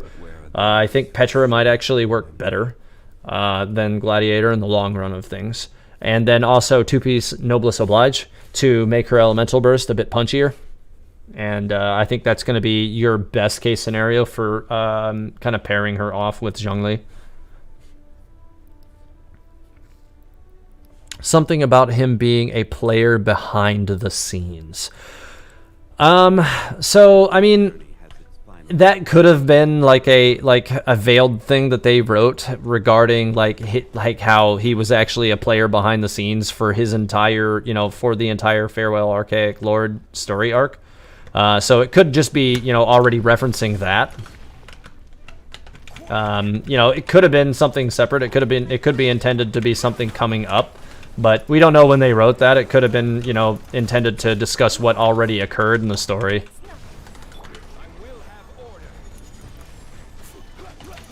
But yeah, I do remember thinking about that after, watching the video and thinking like, okay, well, that could go either way. We'll see. And go ahead and remove his resistance again. These are one of the few enemies that I really don't much like fighting with like a physical party because of their high resistance. But it shouldn't be too big a deal. Like I usually just, swap to Ningguang for a quick finish on these things, but she isn't quite as well built out as my Mona is, but she will be in time. She's already got decent artifacts. They just need to be upgraded. And once they're upgraded, she'll probably have much better output. But she's also only level 50 right now, so I still have some leveling to do for her. Hi, sorry if this question has already been asked. You just joined the stream. What is my overall opinion on Zhongli right now? Is he underwhelming, or is he built just fine, and why? Well, I mean, this is basically the most common question I have had tonight, Mr. Incredible. It's basically, I imagine it's probably the most steady topic on most Genshin streamers' channels right now. My opinion on Zhongli is that he's actually quite good. I think that you can build him as a very effective physical damage dealer. You can build him as a very effective tank. You can build him as a very effective burst mage. And he will still function as a tank at the same time. If you have decent constellations on him, like if you have C6, which is completely unrealistic for most people, he can actually be used as kind of like an awkward healer, which is surprising. He has so many roles that he can fill between, depending on your investment in the character. But even at C0, he's still, very effective, I think. And I think that there's a lot of general misinformation about him just not being a good character. This is a character who can do things that no other character can do. He can produce, high output normals because of his fast attack speed from white damage. And then he can also make himself invincible every 12 seconds. Like, I have basically almost had no need to heal all night. I don't have a healer in my party, and I haven't for the entirety of this 3-hour stream. And I have not gone to heal this party one time. It's just, this character brings a lot to the table that people don't seem to evaluate when they talk about him. He can be both a lead DPS and a support at the same time, which is something that a lot of the other Geo characters fall short of. I definitely think that in terms of the Geo roster, he is the best Geo character in the game right now.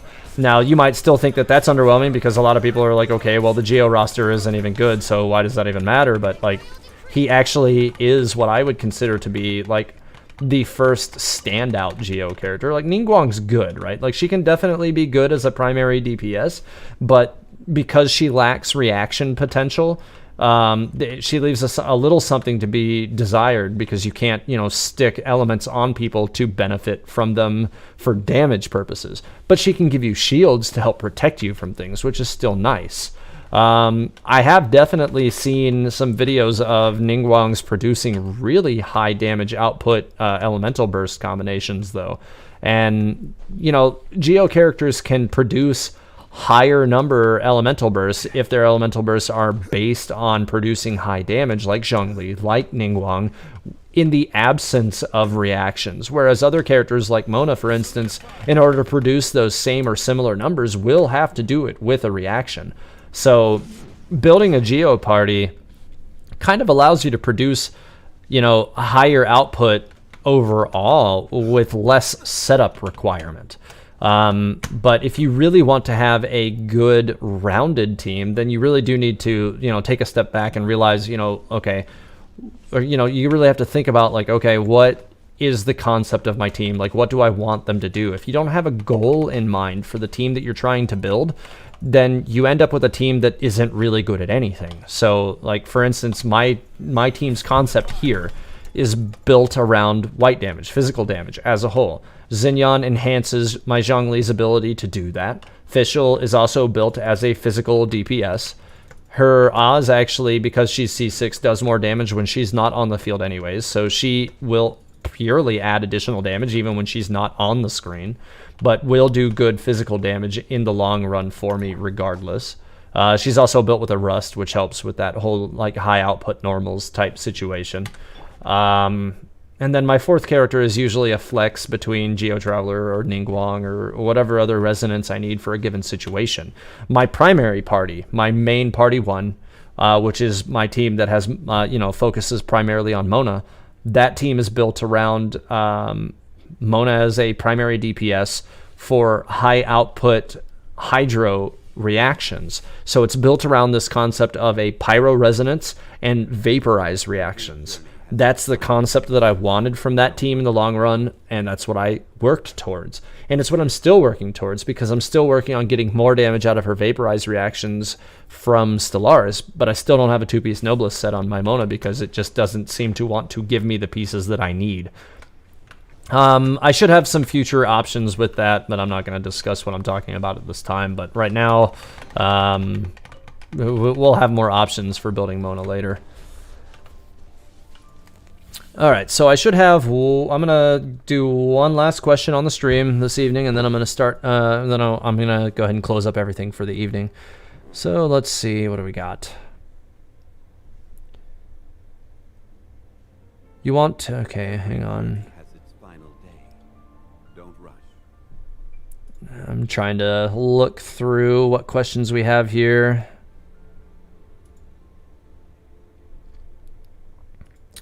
Okay, well, it's not really so much a question, but I will address this anyways. So Doroshi said that their concern with Zhongli was that his towers do geo damage, yet it doesn't do any additional damage to stone or magical shields, which is something you've come to expect from geo.